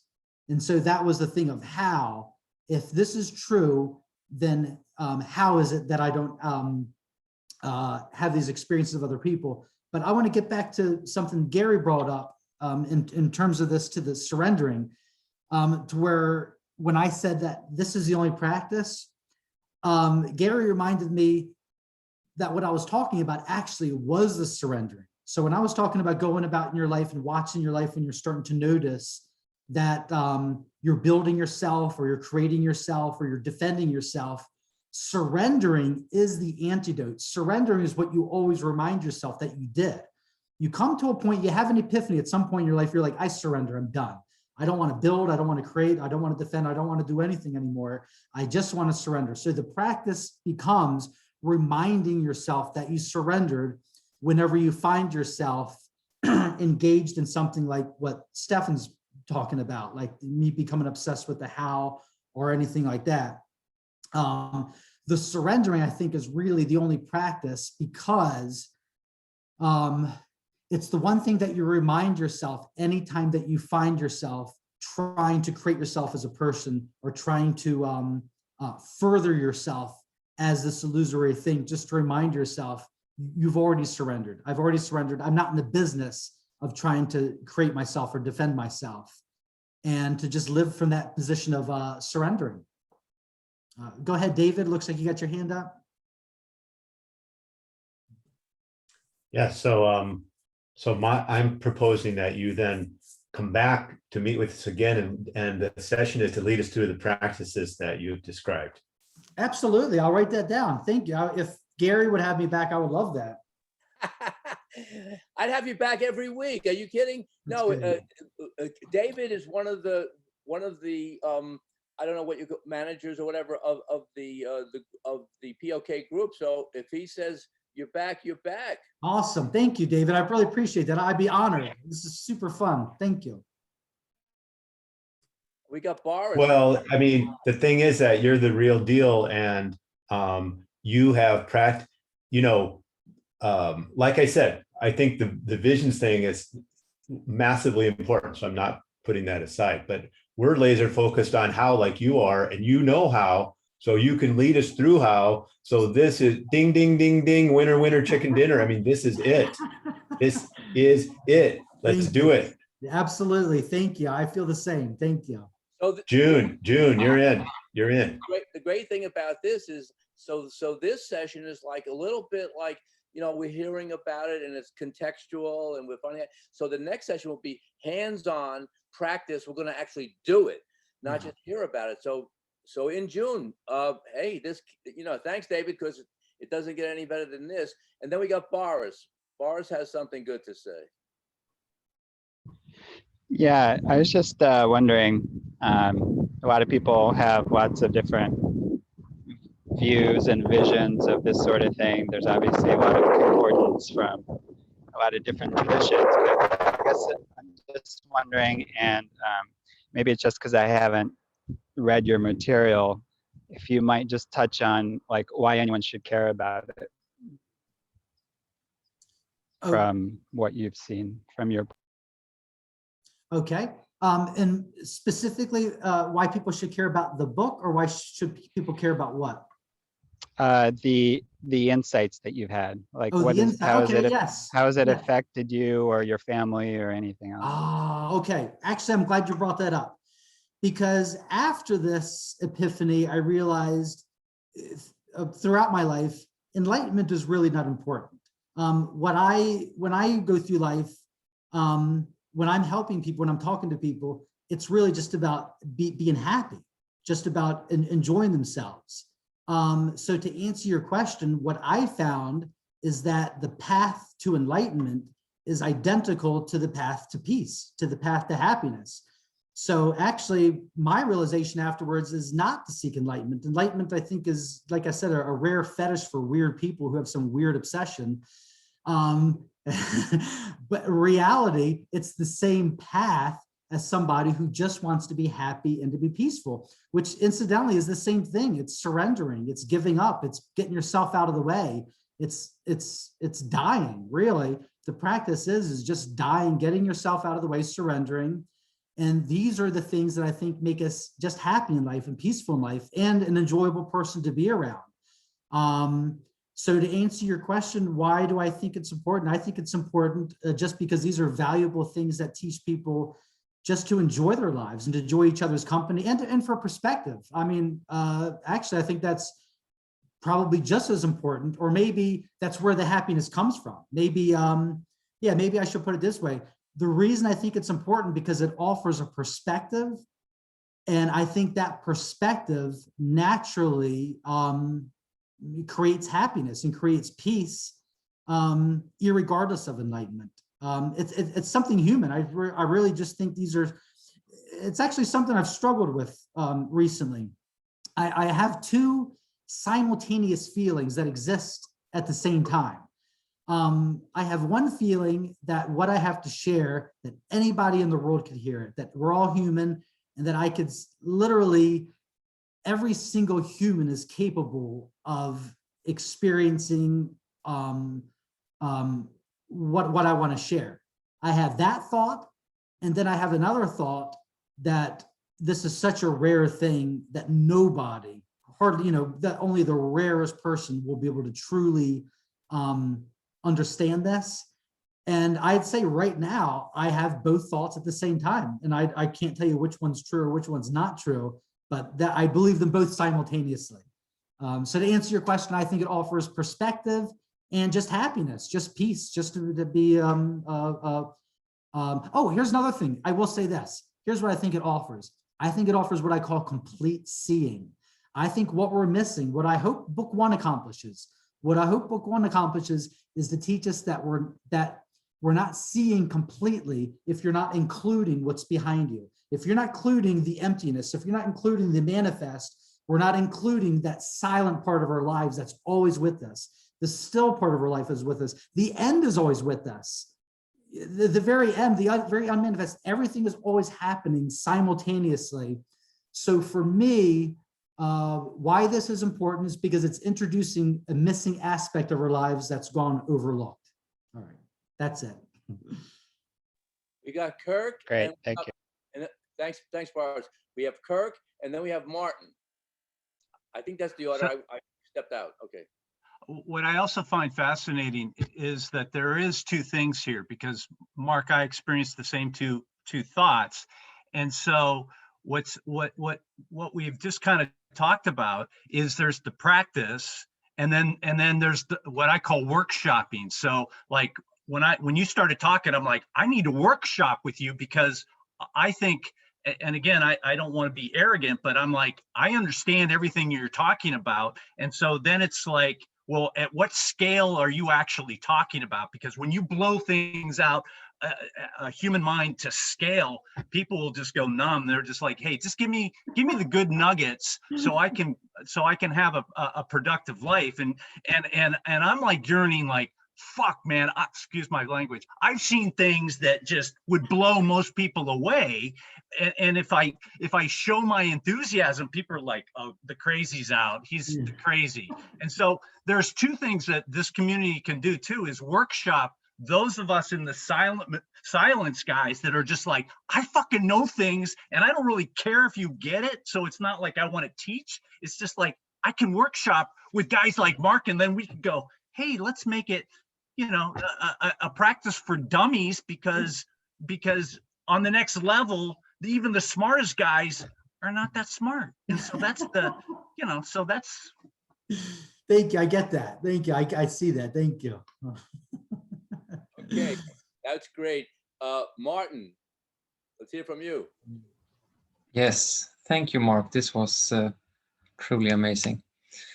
I'm curious about your day-to-day experience, like with peace, what kinds of emotion shows up, and thoughts. So how is your day-to-day reality? Well, okay, I mean, right now, I'll answer it in two ways. Right now, things are incredible. Things are moving at a pace quicker than me, and I feel like I'm just being swept along, and I'm being informed. I live my life like I'm just being informed. The universe is telling me what I need to know on a daily basis. There's a new word that I've come up with to describe how I see the world, and I've referred to it as the substratum. I don't know what that word means on a general basis, but for me, the word substratum is what is lying underneath of everything. So my experience is when I'm looking at the world, I feel like I'm looking at the substratum and it's showing me. So right now it's showing me you guys, and you guys are teaching me. In a minute, when I go to work, other people are going to be teaching me. So when I look at the world, I look at it as there's my teacher, and it's informing me, and it's showing me what I need to learn right now. Another twist on that I have is also, this is something new that I haven't written about yet, but also when I'm looking at the world, I'm looking at it as my unconscious. So going back to the bending thing, really the way I experience our world is there's nothing behind us, and the same nothing behind us is actually in front of us. We're actually looking at nothing. We're looking at emptiness, but it's appearing as these colors. So the way I experience the world is I constantly feel like I'm experiencing my unconscious. So everything that hasn't been processed is appearing in front of me.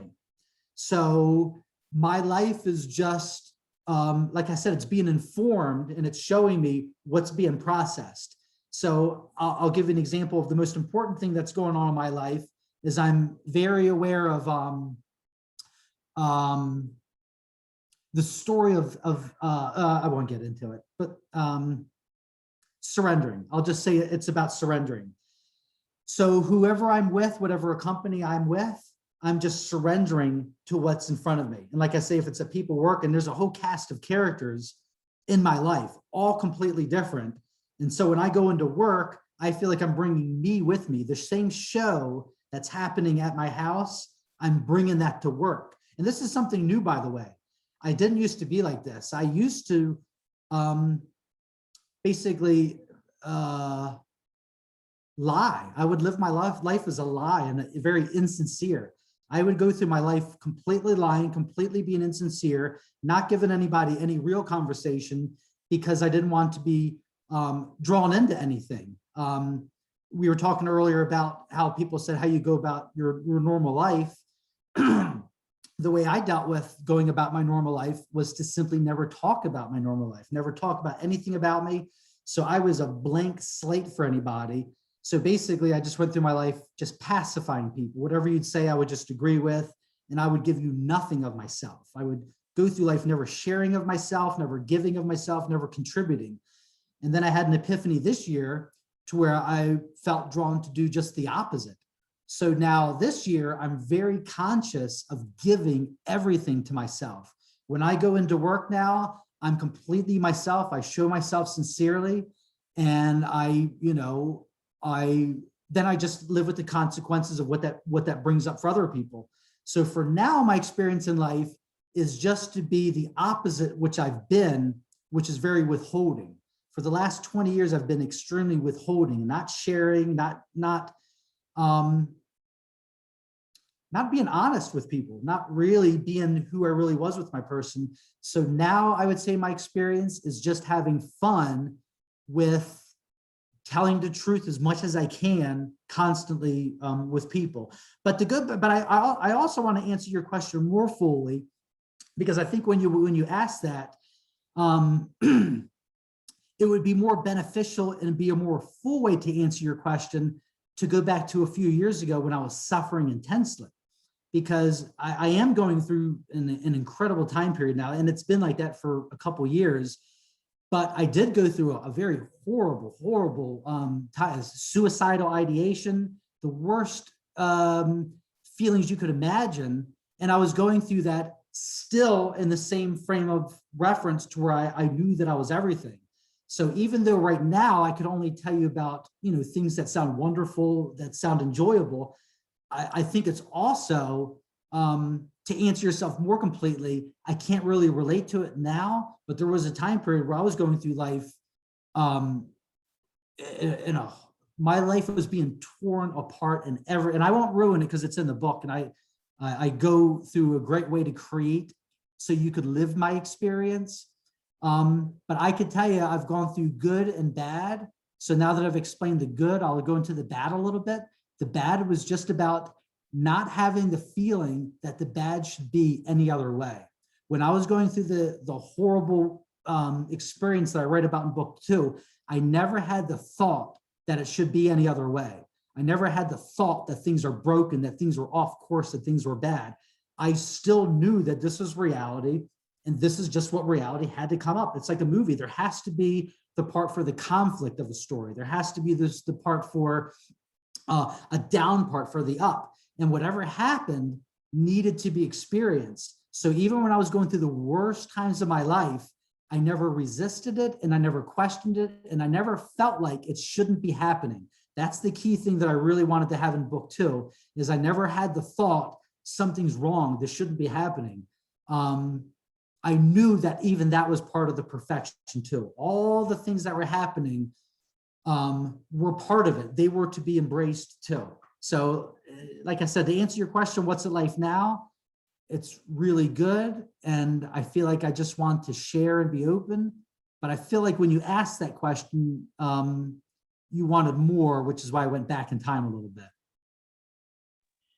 Hey, Mark, before we get to David and Mark, I just want to say we're coming up on the 2-hour mark. So what I'm going to do at the 2-hour mark is I'm going to stop the recording. We'll, that'll be like the official end of the meeting. Now, it's up to you. It's up to you guys. If you want to hang out, if there are other people who want to chit chat or whatever, ask questions, that's fine with me, but I want to keep the official meeting at 2 for 2 hours, just because I don't know, otherwise recording's too long. So we got another few minutes, and then I'm going to stop the recording, and we'll either end the meeting or people want to hang out. It's up to you, whatever you want to do. So Martin, are you through with yours? And David has a question. Are you? So Martin, okay. So put your hand down if you can, and then David, you have well, let's make David has the final, and David, I think, should have the final comment and the final question, because he's arranging for us to come back in June. Go ahead. Go ahead, David. I can't speak for the whole steering committee, but I'm 99% sure, without a doubt, that this will be fine and wonderful. You know, I don't have any concern about the recording being too long. Maybe we could use a bio break for 5 minutes or something if people want to keep going. But I just want to say that you know, it's really an open question whether the reason why so few people are getting awakened, who, first off, it's not really probably that many people in the world want it sincerely, and I think that, like you said, is very, very important. But anyway, out of the percentage of people that want it, why are so few people getting it? It's an open question whether, you know, for ages, there's been this, what I consider to be just a giant excuse, or, you know, you're dense, or you haven't done enough practices, or surrendered enough, blah, blah, blah, blah, blah, blah, blah. And I think it's really, well, is it really that, or is it really that the methods really haven't been that clear and precise and tuned to the individual? Because there's commonalities, but yet everyone's different. So, you know, I think there's two things that are really rare. One is the people who actually have it. That's one thing. And then secondly, more rare and even more valuable is somebody that can authentically guide other people to getting it. And so that's not a question, but I want to say thank you so much for being here. And I'm catching it. I mean, I can tell that there's a reality here, that it's obvious that you're talking from real experience. And so I want to say thank you very much. You know, Terry had a question. Let's make that one there, because Terry put a question in the, and this might lead to maybe a whole new opening of discussion, but Terry had a question, said, what about free will? Do you want to tackle that now, or should we just? Yeah, that's fine. I mean, it's your all's forum. I'm happy to, I'll keep talking as long as you guys will have me. But yeah, okay, it's easier. I look at free will consistent with the triune. So if you go back, all right, so let me go back and let me pull up a picture how we look at how I look at free will and look at everything. So when we go back to this is, by the way, I'm going to bring up the picture that is for everything. I could pretty much just use this one picture alone for everything that will describe everything. All right, so we go back to this. This is basically the triune in a nutshell. So when you look at free will, okay, so in all three books have an emphasis. The emphasis of book 1 is that this is it. The emphasis of book 2 is that it is and it isn't simultaneously. So anything that we could say both is and isn't simultaneously, and that's because of the triune. So we're looking at the picture of the triune. So where free will would be, so the question of free will comes up, I would answer it as it is and it isn't. It is in the top part of the screen in appearances. It's an appearance. So free will does exist as an appearance. It's on the top. It does not exist on the bottom as in the void. So it isn't. So there's two levels. One, you could say free will isn't because of the void, but it also is because it's an appearance. So free will is there, but it's something that you could witness. It's something that appears in front of you. So the answer to the question of free will, it's like with all answers. To me, all answers are it is and it isn't, because as emptiness and nothing, it doesn't, but as appearances, it appears to exist. You appear to have choices. But like Gary said, can I really, or I don't know who's, maybe Gary said it, can I really help the fact that I spontaneously came up with this choice to have chocolate, and then I spontaneously changed my mind to have strawberry? Can I really help that? I'm a witness. I'm a witness. And this is what I'm always telling my wife. We take credit for our choices. You're being informed that you want chocolate, and then a second later, you take credit for it. So basically, free will exists, but it exists only in retrospect. Only in retrospect. When you go back and you analyze it, then you got free will. But the truth is, if you look at it real slowly, you're just being informed and you're taking credit for these choices. Like I said with my wife, she's like, you know what, I'm getting sick of my job, or I'm gonna do this. I was like, you're just being informed. You think you're making these choices. Now you're being informed. Now you're gonna feel a different way. You're gonna make different decisions. Time's already happened. The end's already happened. We're just being informed with it, so we feel like we're making these choices. So yes, free will does exist as an appearance.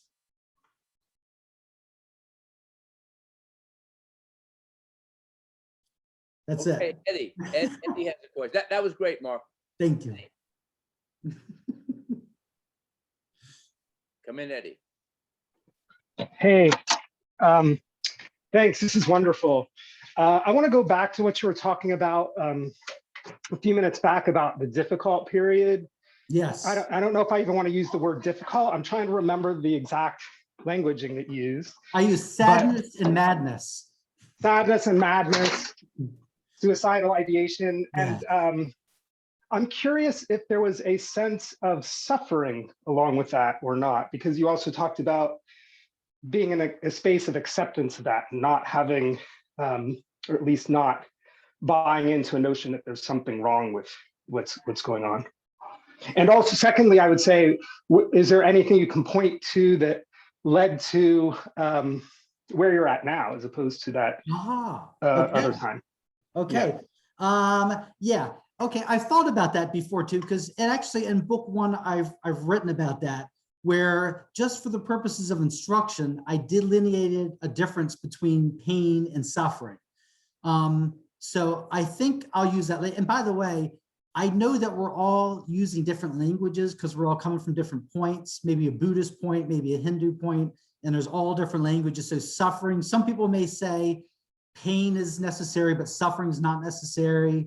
Then you may hear suffering is necessary, but not identifying.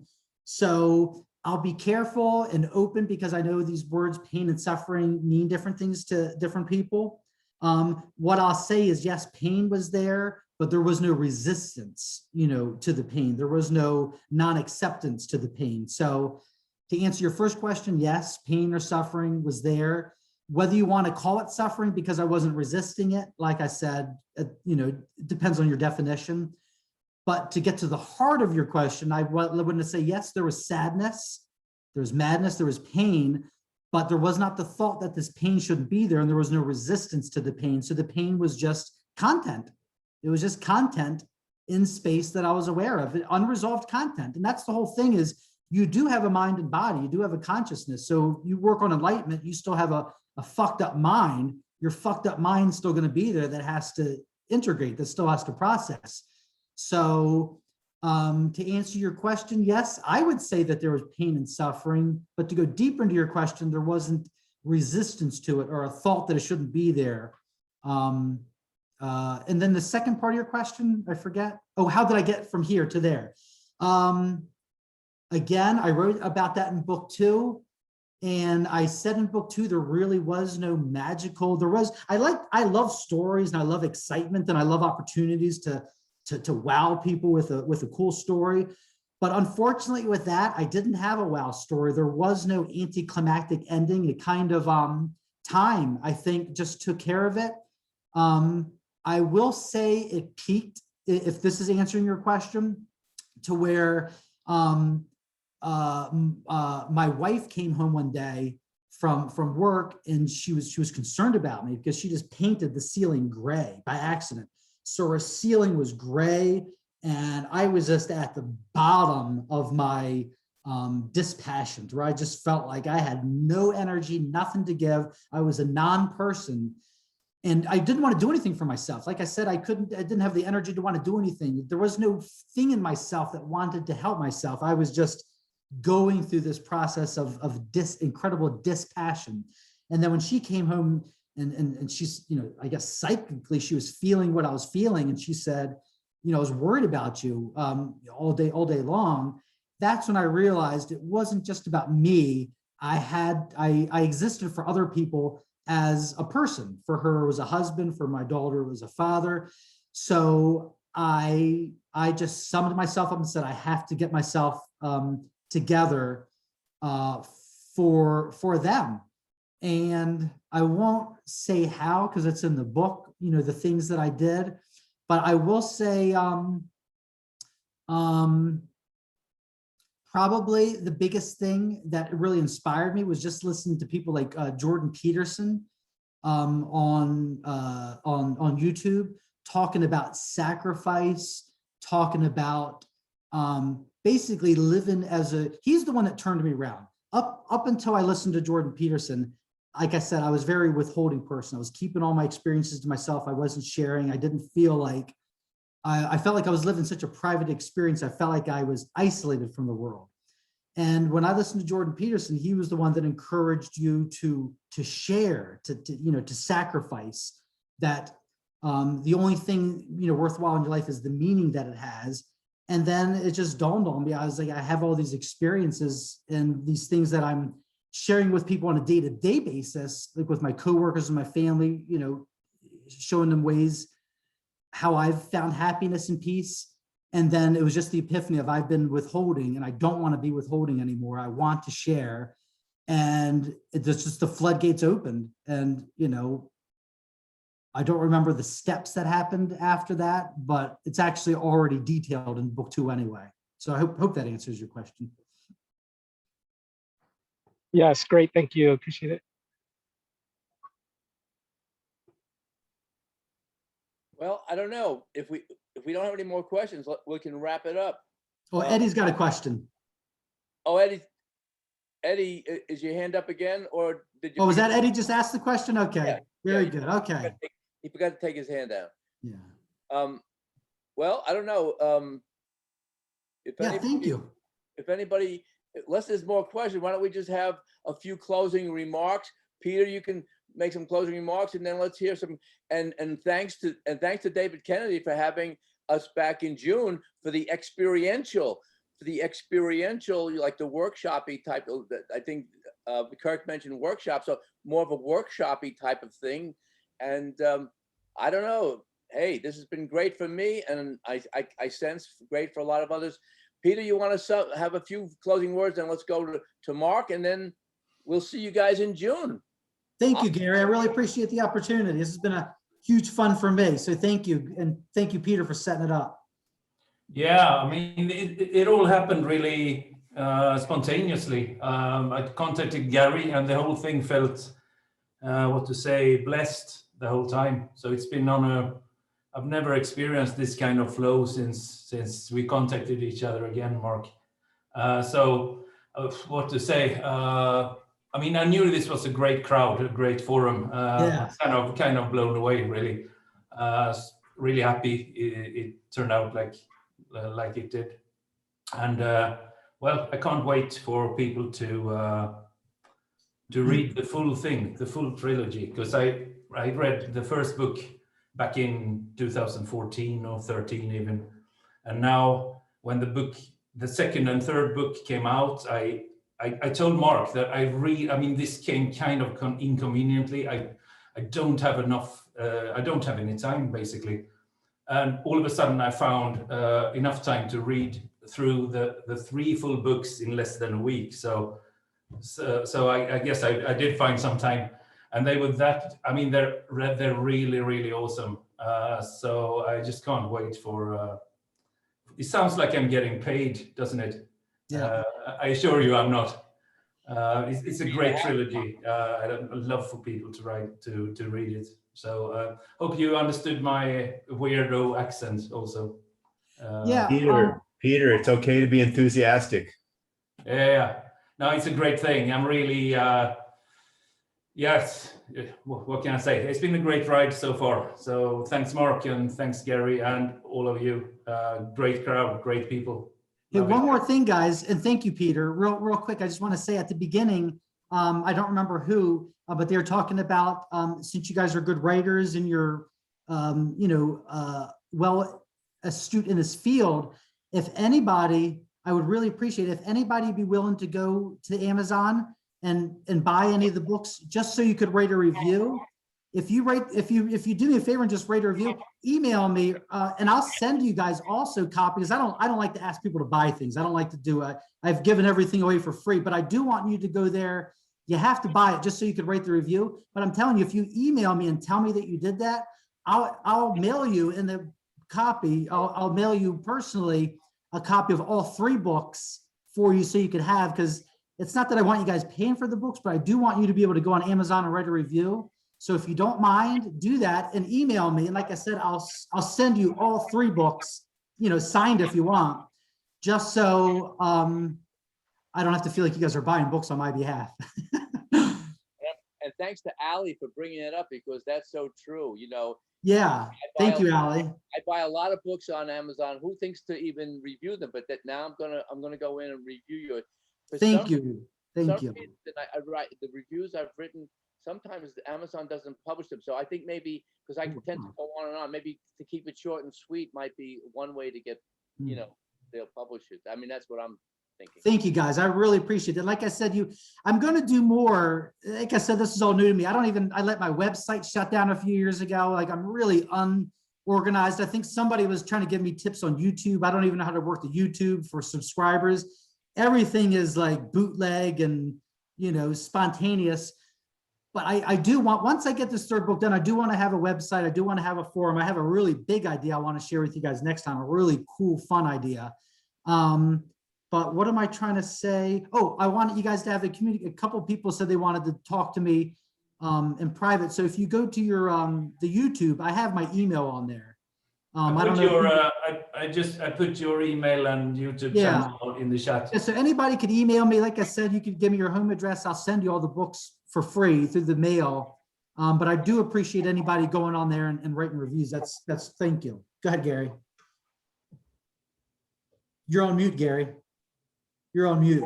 On that note, let's wrap it up, and we'll see you guys in June. Hey, Mark. Hey, Peter. You're the guy, man. You kicked the whole thing off. This has been great. Hey, see you guys in June. Don't forget those reviews. Thank you, guys. Love you guys. Hey, Bye-bye. Bye-bye. Great, man. All right, sweetie.